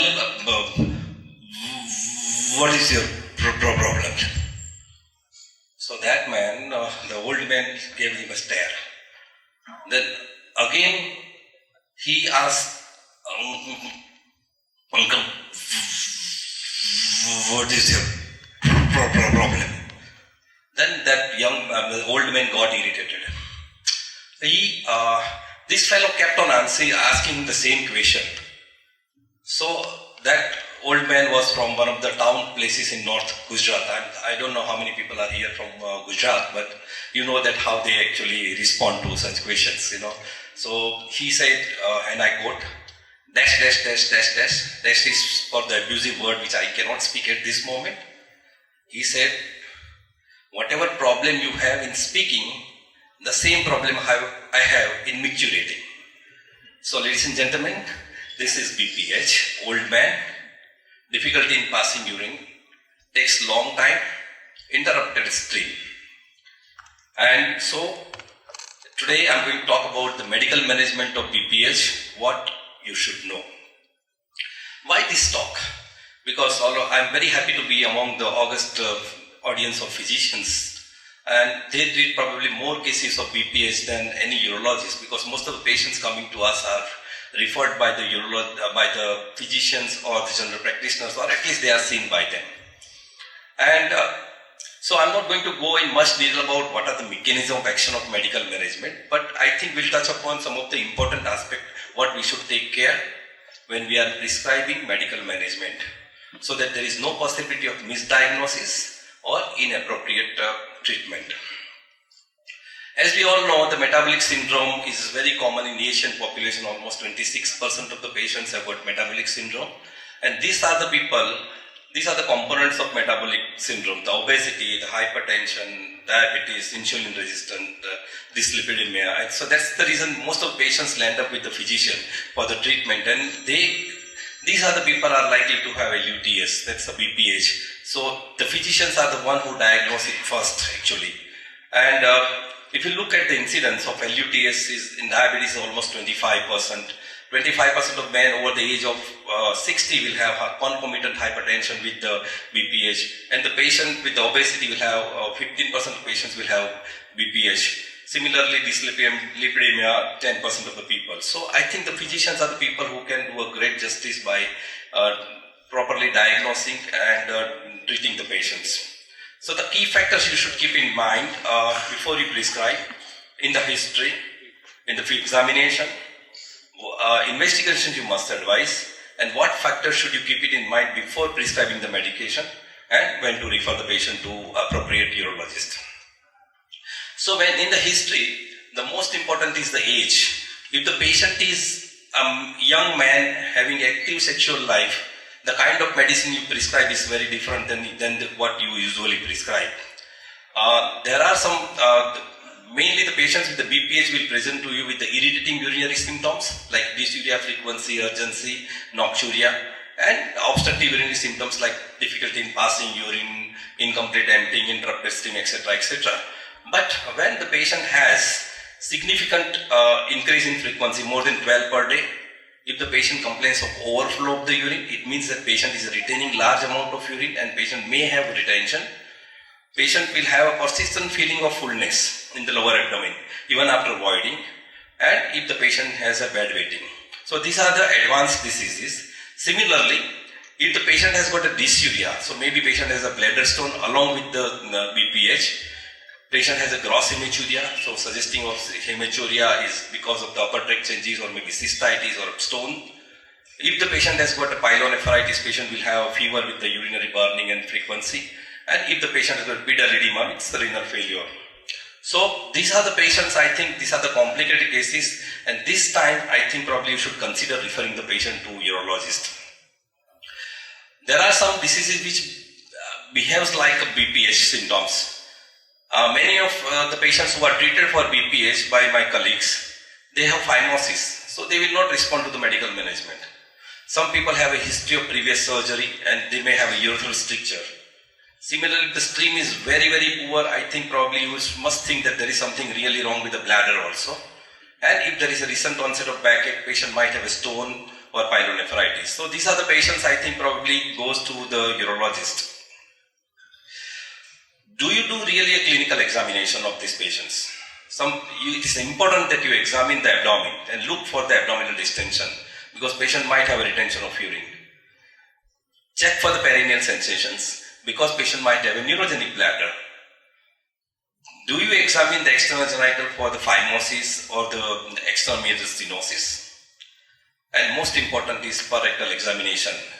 I am sure all of you must have read the textbook of surgery, that's Love and Belly, and it was very famous for the foot length. So, in the chapter of prostate, it was written that if you don't put your finger in the rectum, you may put your mouth in it. So, per rectal examination is compulsory and very, very important, otherwise you will miss early diagnosis of cancer prostate. So, let me ask you this question, how many of you do a clinical examination like extragenital examination, per rectal examination? We can have a show of hands also because I don't know how many people are answering this question. So, I think very few people are doing this external genital examination or per rectal examination, so I think it is important. And look at the answer. Oh, you are taking too much of time anyway, but you must examine. Now, for the investigations, I'm sure that you are advising urine analysis and serum creatinine, but the most important thing is PSA. You must advise PSA to all the patients. And mind you, PSA is not an alternative for the per rectal examination because some people think that we are sending PSA, so we don't do per rectal examination. I think it's not proper. And the last thing is look for the sonography, look for the median lobe. If there is a large median lobe, it is contraindicated for the medical management. If there is a large residual urine or upper tract changes, please refer the patient to urologist. And there are many diseases of the prostate, bladder, urethra and penis that mimics like a BPH. So now coming to the medical management, I think all of you know what to prescribe. Alpha blockers are usually given for the dynamic obstruction. 5-alpha reductase inhibitors like dutasteride or finasteride you prescribe for the patient having a large prostate. Or if the patient has got overactive bladder with the LUTS symptoms, you give antimuscarine agents. And if the patient has got impotency or the erectile dysfunction, maybe you can consider giving it tadalafil alone or tadalafil along with the alpha blocker. So if my question is that what is the drug of choice in a sexually active 57-year-old man having 36 gram prostate with LUTS? Will you prescribe alfuzosin, tamsulosin, dutasteride or finasteride?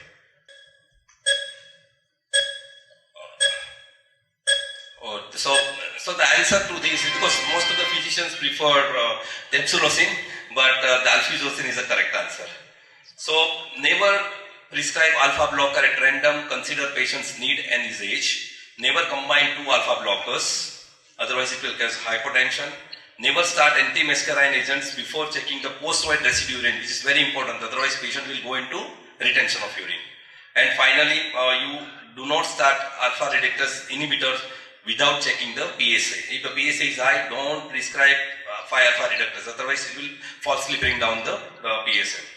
And similarly, if the patient has got refractory urinary retention, hydronephrosis, refractory voiding symptoms, patient doesn't want to take a treatment, or if the patient does not respond to the UTI, recurrent UTI, gross hematuria, refractory urinary retention, and if the PSA is high, please refer the patient to urologist.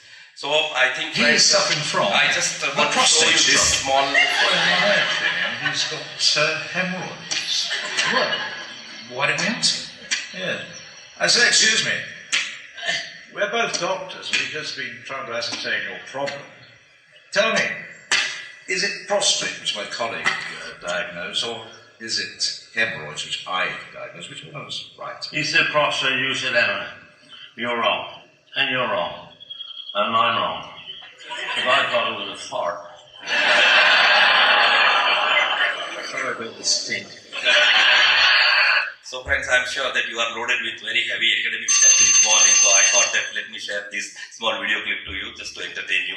Thank you so much. I will briefly discuss new horizons in chronic kidney disease management. About 10% of the population is suffering from kidney disease clinically or subclinically. Newer development can be described by three methods. One, newer molecules like SGLT2 inhibitors and finerenone to retard the progress of CKD, imeglimin in diabetic kidney disease, tolvaptan in ADPKD and syndrome inappropriate ADH syndrome, budesonide and dapagliflozin for IgA nephropathy, rituximab in various glomerulopathies and kidney transplantation, voclosporin and belimumab in lupus nephritis, eculizumab in atypical HUS, paroxysmal nocturnal hemoglobinuria, C3 glomerulonephritis and transplantation, imlifidase as desensitization therapy in transplantation, tocilizumab and bortezomib in antibody-mediated rejection in transplantation, belatacept to avoid tacrolimus toxicity, desidustat, an oral agent for CKD anemia, lumasiran in primary hyperoxaluria, and high cutoff dialyzer to remove middle molecules. To increase kidney donor pool and decrease kidney trade, ABO incompatible transplantation, donation after cardiac death, hypothermic oxygen perfusion, swab transplantation, and xenotransplantation have evolved. Lastly, I will talk about bionic kidney. There is cardio-renal metabolic axis. So kidney disease, cardiovascular disease, and metabolic diseases are interrelated. Now I will talk about SGLT2 inhibitors. It has revolutionized the treatment of DKD and non-diabetic chronic kidney diseases. This is how it decreases intraglomerular pressure and retards the progress of kidney disease. It has also anti-inflammatory effect on the kidney. 3 landmark trials, CREDENCE, DEPA-CKD and EMPA-Kidney, all have shown beneficial effect of SGLT2 inhibitor in chronic kidney disease. For development of dapagliflozin, 4 generations of scientists had worked for 125 years as AstraZeneca. Tolvaptan, it is a vasopressin 2 receptor antagonist which is used in autosomal dominant polycystic kidney disease. Long-term administration of tolvaptan in autosomal dominant polycystic kidney disease is safe and beneficial to retard the progress in polycystic kidney disease. I have maximum number of patients of ADPKD on tolvaptan therapy. Hip stabilizers in CKD anemia. Hip stabilizers increase the level of hypoxia inducible factor, and that is how it increases erythropoietin level and EPO receptors and decreases hepcidin, which is responsible for decreased iron absorption. For this innovative and remarkable research, Peter Radcliffe received Nobel Prize of Physiology and Medicine in 2019. Desidustat has been developed by Zydus Cadila indigenously. They started experiments in 2017, and in 2022 it was approved in India for anemia associated with chronic kidney disease. Unlike erythropoietin, it can be given orally, cold chain is not required, it works even in presence of inflammation and infection, iron storage is not required, and there is trivial possibility of increased thrombogenicity. ABO incompatible kidney transplantation. It works on 3 principles. Antibody measurements against group A and B, B-cell depletion by IVIG and rituximab, and antibody depletion by therapeutic plasma exchange or antigen-specific immunoadsorption. This is one of the protocols how recipient is prepared for ABO incompatible transplantation. At our institute, ABO incompatible transplantation is carried out routinely, and results are similar to ABO compatible transplantation. Bionic kidney. It is developed by one Bangladeshi, Shuo Roy, at University of California, San Francisco. It is a combination of live human kidney cells and nanotechnology. This is how bioartificial kidney is implanted in right iliac fossa and anastomosed with iliac vessels. Although the implantable bioartificial kidney is in its early stages of development, this innovation has the potential to affect how ESRD patient will be managed in the future. Patient does not need immunosuppression. So to sum up, last decade has been exciting for the nephrologist and for the newer horizons in CKD patient management.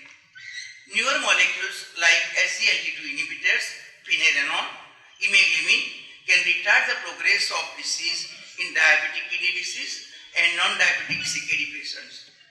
Hip stabilizers like desidustat is an oral agent for effective treatment of CKD anemia. Tolvaptan can retard the progression of polycystic kidney disease if timely initiated. To minimize the big breach between demand and supply of kidney for transplantation, ABO incompatible transplantation, kidney paired donation, donation after cardiac death, and xenotransplantation have evolved. Experiments of bionic kidney can solve the issue of kidney donation and immunosuppression in CKD patients. If they are successful, dialysis and transplantation may become historical. Good doctors treat the disease, while very good doctors treat the patients, as told by Sir William Osler. Big thank you. Topic is very common, familiar to all of you, but in this topic I will try to revise few facts as well as stepwise approach towards various etiologies of ascites. So ascites is buildup of fluid in the peritoneal cavity. Most common cause of it is liver cirrhosis in Western countries, And ascites is the first decompensation defining events in almost 20% of the cirrhotics. And 5 to 10% of compensated cirrhosis patients develop ascites per year, which indicates 5 years reduction in their survival from 80 to 30% because they are prone to various complications like bacterial infections, electrolyte abnormalities, HRS and nutritional imbalances. And when cirrhotic patient develops ascites, it becomes an indication for referral for evaluation of liver transplantation. So how ascites is formed? In cirrhotics, it is various pathogenetic mechanisms. One is portal hypertension when they have increased sinusoidal pressure, increased limb formation leading to ascites.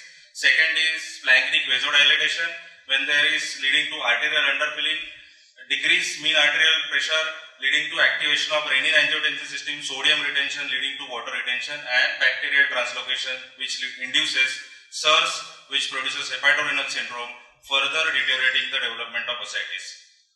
So evaluation of ascites, it begins with good medical history taking, which should include risk factors for various chronic liver diseases, heart disease, hematological disorders, thyroid and other autoimmune disorders, malignancy, pancreatitis, tuberculosis and nephrotic syndrome.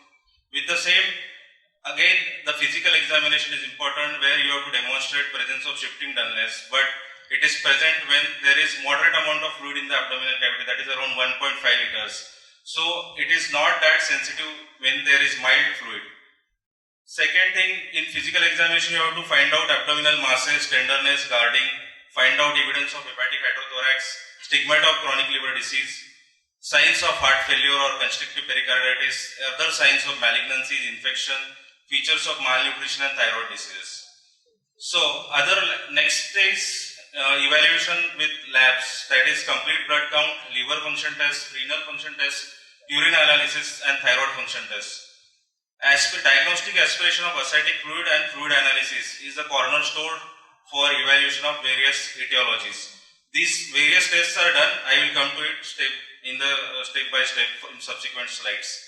So what is the landmark for diagnostic paracentesis? It is generally done from the left lower quadrant and it is 5 cm above the pubic symphysis and 8 cm lateral to the midline. So when you collect the fluid, it should be collected in 3 different types. One in plain bottles for biochemistry test, EDTA tube for automated cell count and standard blood culture bottles. So not only blood test but physical appearance of the fluid itself can give you clue towards various etiologies of ascites.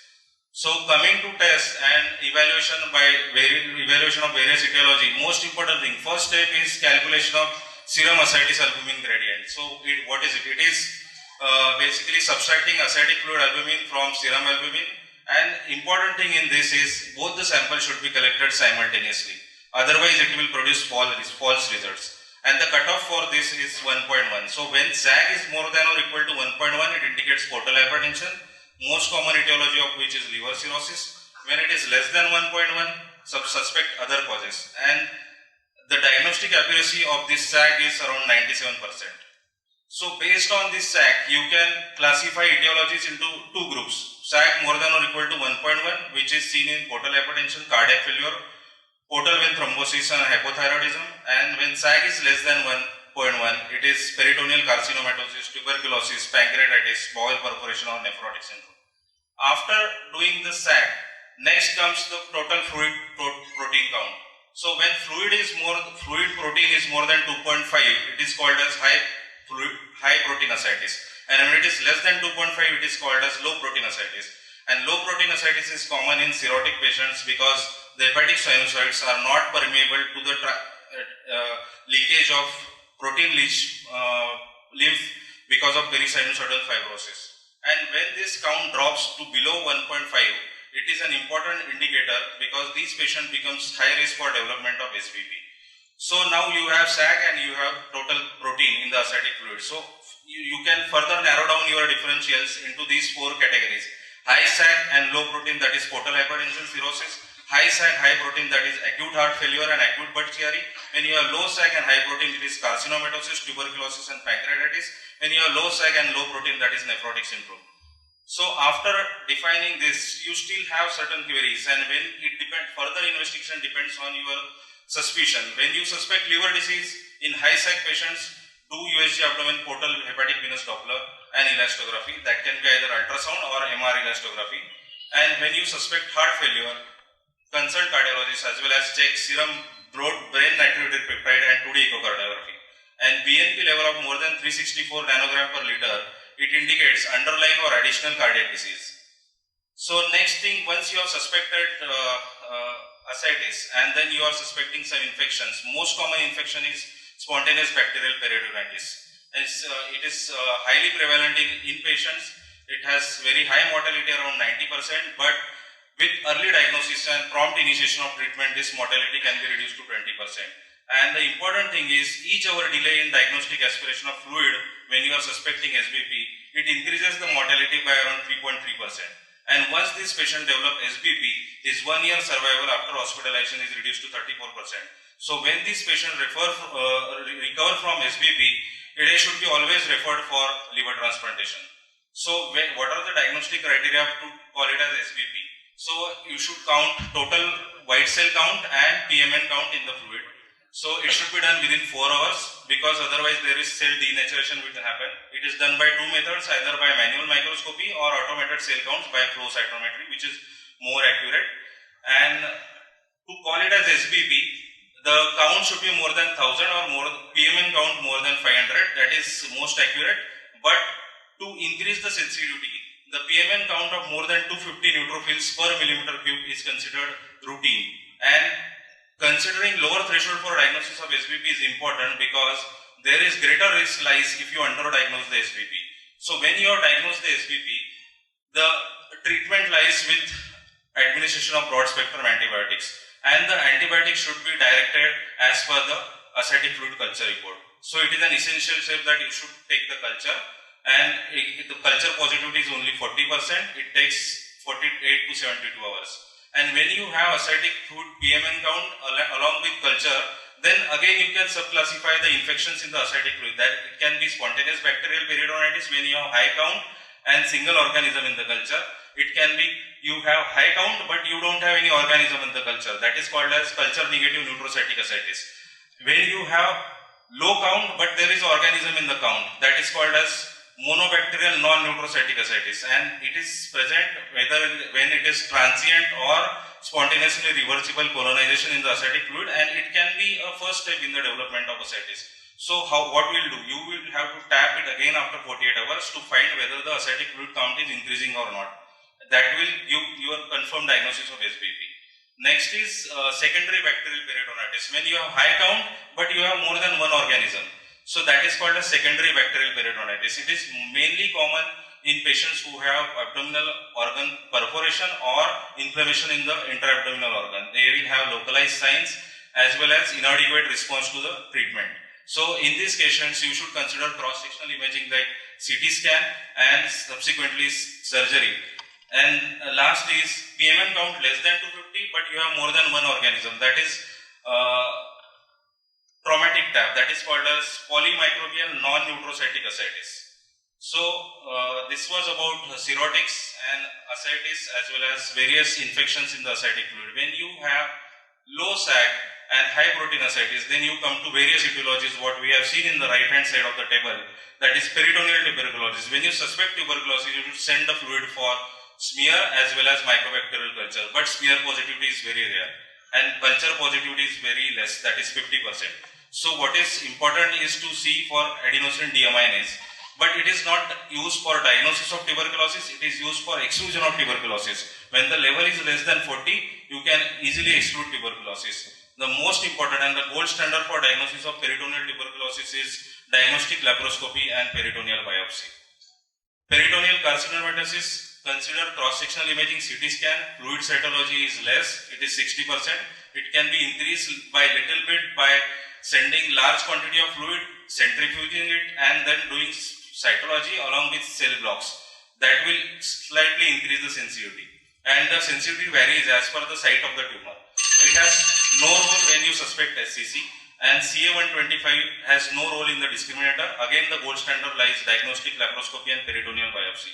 Pancreatic ascites, it is rare. it is common in patients who they have cirrhosis, amylase level in fluid more than 1000 or more than 6 times of the normal serum level is called pancreatic ascites. Biliary ascites, when bilirubin in ascitic fluid more than serum bilirubin. Ascitation, these tests are not routinely done. And diagnostic algorithm, what we have seen, calculate SAC, total protein, come to various etiologies, then subsequently consider higher tests, cross-sectional imaging, laparoscopy and biopsy. Briefly about treatment, salt restriction, diuretic therapy, increase every 72 hours, daily monitoring of weight and urine output, and serum electrolytes creatinine in initial few weeks. When it becomes refractory, consider large volume paracentesis with IV albumin, alpha pump. Assess the liver synthesis function. If MELD is less than 15, consider TIPS. If it is more than 15, consider for transplantation. So take home message is, diagnostic paracentesis is recommended in all patients with new onset ascites. Ultrasound guidance should be considered when available. Routine measurement of prothrombin time and platelet count before paracentesis and infusion of blood products is not recommended. Ascitic fluid analysis should include total protein and calculation of SAC. And count more than 250 is a gold standard for diagnosis of SBP. Fluid culture should be performed as bedside inoculation in the blood culture bottle. Fluid analysis for cytology, amylase, BNP, ADA is considered based on the pretest probability of the specific diagnosis. And liver cirrhosis patients, when they develop ascites or they recover from SBP, should be referred for transplantation. So this is a question you can take up. 55-year female who presented with new onset abdominal distension, mild breathlessness, and she had completed treatment for CA breast 1 year back. Now she came with hemoglobin of 12, albumin of 3, ascitic fluid protein of 2 and albumin 1.5. What is the probable etiology of ascites?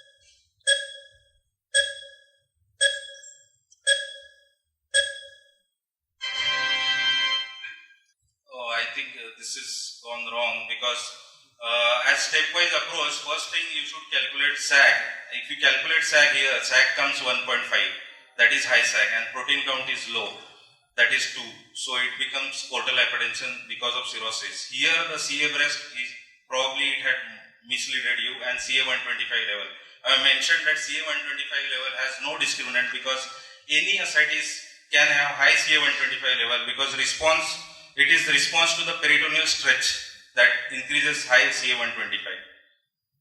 Second question is 60-year female, male, known case of cirrhosis, who came with pain and loose stools, and he had signs of inflammation, and he started empirically on ceftriaxone. His count in fluid is 1600, and culture grown 2 organisms, Enterococcus and Bacteroides. What is the approach?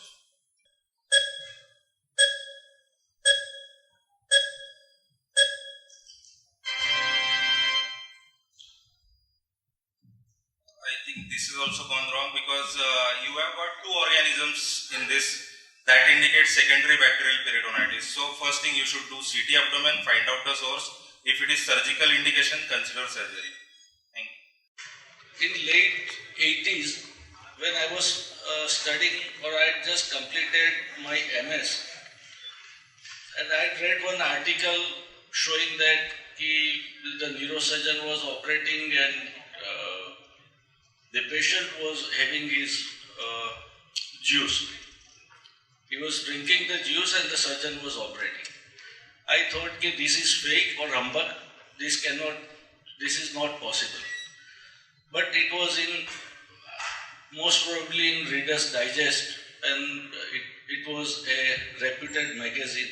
So I thought it is possible, and one day I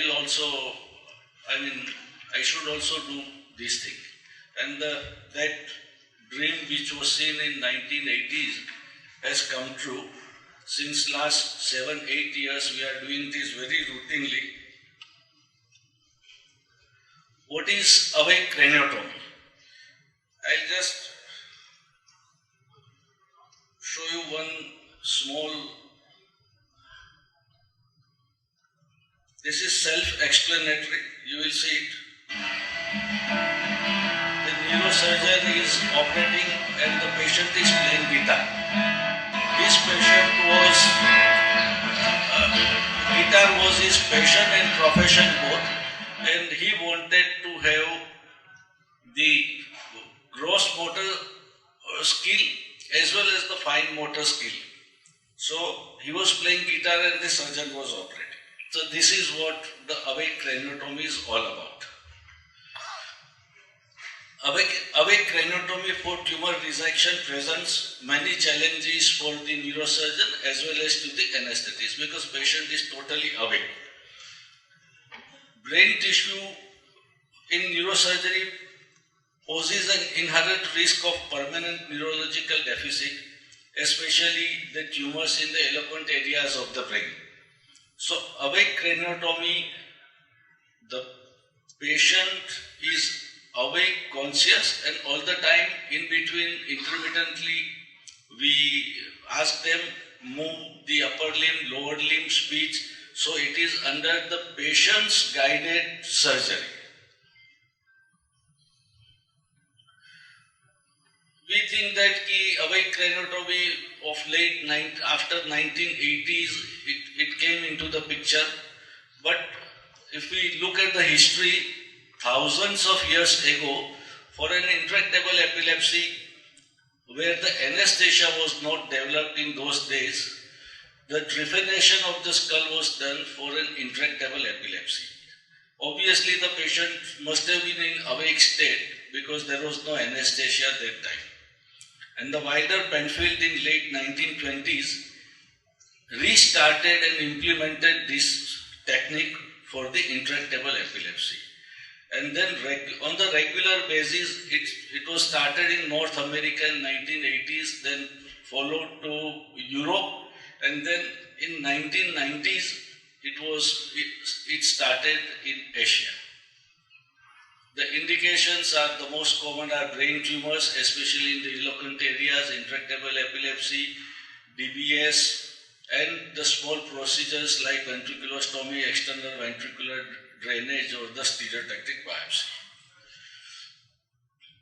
Which are the ideal patients for awake craniotomy? The patient who is fully conscious, cooperative, whose orientation and is normal, usually young middle-aged patient who can cooperate well, no comorbid condition and no obesity. The absolute contraindications are the patients who cannot communicate, who cannot say, who cannot speak, the disoriented patients, the mentally retarded, the psychiatric patient, and those who have sleep apnea and very obese, morbid obesity. The most important part of this awake craniotomy is the anesthesia part. So awake craniotomy needs a proper counseling of the patient regarding the entire procedure a day prior to the surgery. It is like we take him to the virtually the complete surgery, and usually I ask them to lie down in a particular position, in which position I am going to operate for quite some time, because it is very difficult to lie down for 1 hour, 2 hours in a particular position without moving the head. The patient should be explained that he or she will not be able to move the head. They may feel some sort of vibrations while drilling the bone. The skull block is given and the patient is given sedation with propofol or something like that while we do the craniotomy. After craniotomy, lignocaine soft patties are kept on the dura because that is the only sensitive to the pain structure. The entire process is undertaken in awake condition, and after surgeon has finished the craniotomy part, the patient is fully awake and conscious. Different anesthesia techniques are MAC, the monitored anesthesia, or asleep, awake asleep technique, like patient is intubated regularly like what we do, then while we are on the tumor, they are extubated, patient is conscious, and again while closer, they are asleep. These are the different blocks in the skull. I'll just rapidly go through the few cases.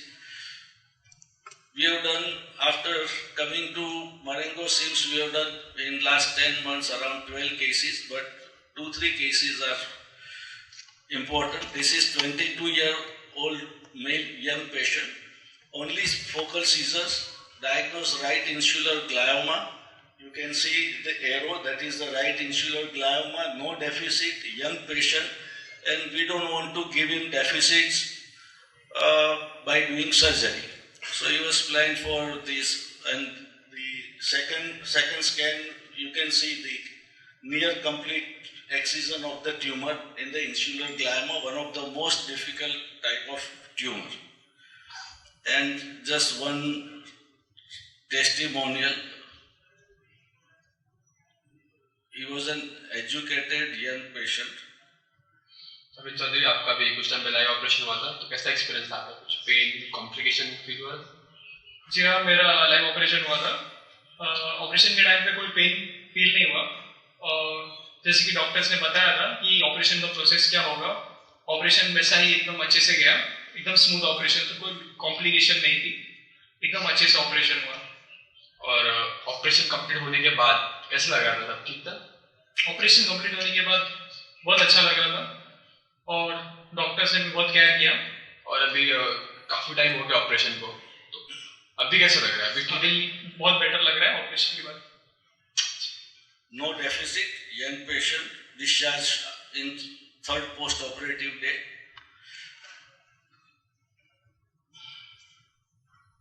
अभी चौधरी आपका भी कुछ time पहले operation हुआ था, तो कैसा experience था आपका? कुछ pain complication? Just because of the constraint of the time, I'll just go through rapidly. Second case, 62 years male, sensory seizures, no deficit. You can see the parietal eloquent area motor strip tumor. First MRI, you can see the tumor. Second post-operative scan, total removal of the tumor, and the patient is sitting, no deficit. Third is 26-year female, only one focal seizures, neurologic. These are the difficult cases when the neurology is normal and we don't want to give them any deficits post-operatively. This is again the left-sided insular, the dominant hemisphere insular glioma, difficult awake craniotomy, post-operative you can see. This is again the large, totally parietal tumor, difficult, but awake craniotomy, removal, no deficit. This is the important case I wanted to highlight. 20-year-old female, headache, vomiting, neurology normal. She was a case of congenital heart disease. Recently, just few days back only, we operated. She had VSD, pulmonary artery pressure was 50, saturation on regular basis was 70, and intermittently it went down up to 60. We had to rush sometime to the ICU and stabilize her and bring her back to the room. She had the abscess. Anesthetist put her in very high grade that if you give the anesthesia, she may go on ventilator and then it will be difficult to wean her off from the ventilator. And again the awake craniotomy under local anesthesia, this you can see the abscess, and second slide you can see the excision of the abscess, discharge, no deficit. Again, the one thing, this was the case where we had explained, we had planned, and last minute on table, patient was not comfortable, and so we had to, sometimes this also happens, we had to change our plan. We went for the routine, like under general anesthesia instead of awake craniotomy, and we did the neuromonitoring instead of the awake craniotomy. So we have to be ready and prepared for all sorts of problems. And this is the last case, recently has been operated. And just 1.5 minutes, this will show the complete how we do it. This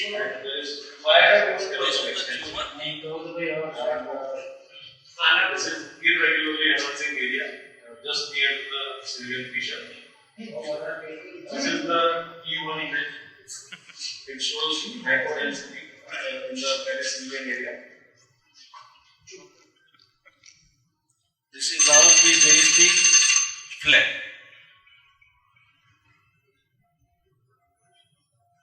This is all under local anesthesia, awake craniotomy.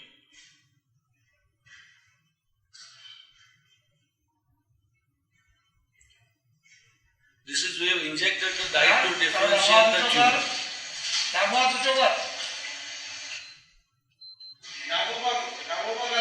Patient is awake. He is moving upper limb. The tumor is out. The skull bone is fixed. So, take home message is awake craniotomy for tumor resection involving the functional area is a surgical approach that offers great advantages with respect to the patient's outcome, no morbidity, personal experience, careful planning, attention, patient's counseling, and a good anesthetist who is comfortable with this type of anesthesia are the basis for obtaining the good results. Thank you.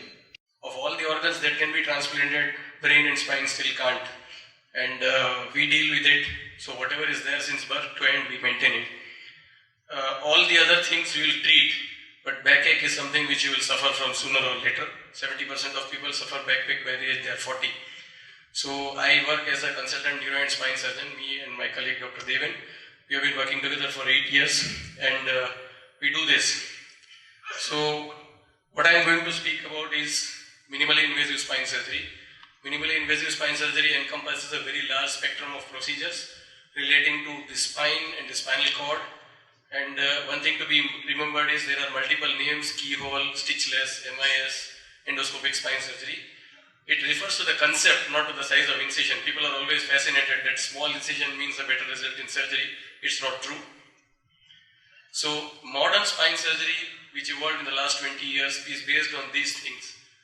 Preserve the natural tissues, use minimally invasive techniques, use intraoperative guidance like radiology or navigation or intra-op monitoring, use modern anesthesia and competent anesthetists, because as Dr. YC said, we do awake craniotomies, we do awake spines also. Patients are awake, moving their legs, and that is also a form of neuromonitoring. So there is a comparison between then and now. The same procedure, a Chiari malformation, congenital anomaly at the craniovertebral junction. The left side image shows the routine procedure which used to be done. The right side is what we do now. You can see the difference in the size of the incision. That is almost 8 centimeters long. This is 2 centimeters long. This is how a spine stabilization used to look some time back. Many of our colleagues still do this. This is what we do. The patient walks on the second day, there is no scar. One of the most complex cases which we ever handle, thoracic spine. The left side shows the multiple approaches and the extensive surgical resection which we have to do. Newer technology, patient walks the next day. Same way cervical disc diseases. This used to be how it used to be done in the older days, wide opening in the neck. This is how we do it. What probe you are seeing is a percutaneous anterior cervical discectomy probe. This is the main armamentarium which we have. This is a robber. This is a mechanical robber. It is a table retractor which holds our retractor in place.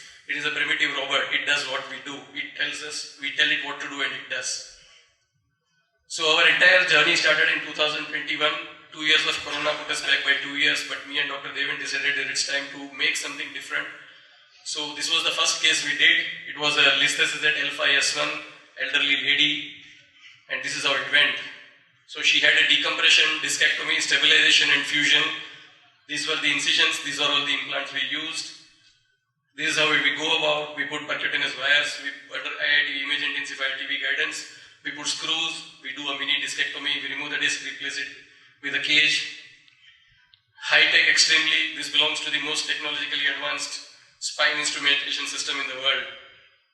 And this is the scars which are left. Most of our patients have these scars after spine surgery these days. This is the second component of the system which we use. These are tubular dilators. Previously the muscle used to be cut and split from the spinous process. Nowadays we only dilate. We preserve the tissue. We save the muscle. We save the function.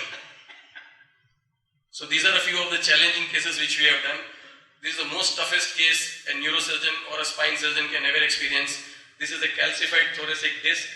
You can see there There is a large disc compressing 90% of the cord. Patient came supported by 2 people. The risk of paraplegia after surgery is 99%. You can see the block, the calcium block inside the scans in both the axial and the sagittal views. This is the marker. We use the CT scan to localize, and we opened only in this region. This is a relatively new technology that has been developed only 1 year back. It's known as superior articular processed approach. There it is, the disc has disappeared.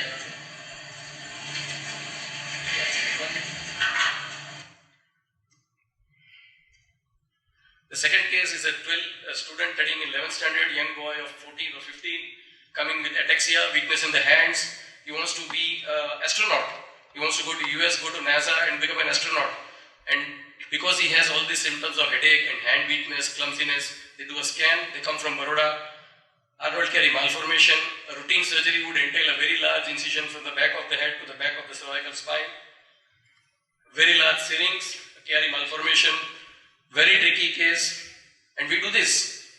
We put a tubular retractor at the CV junction, 19 mm incision, 1.9 centimeter incision. We decompress the vertebra and we open the dura.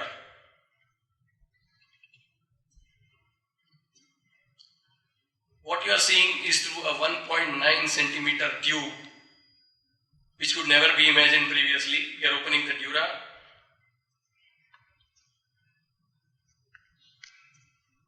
We are patching the dura.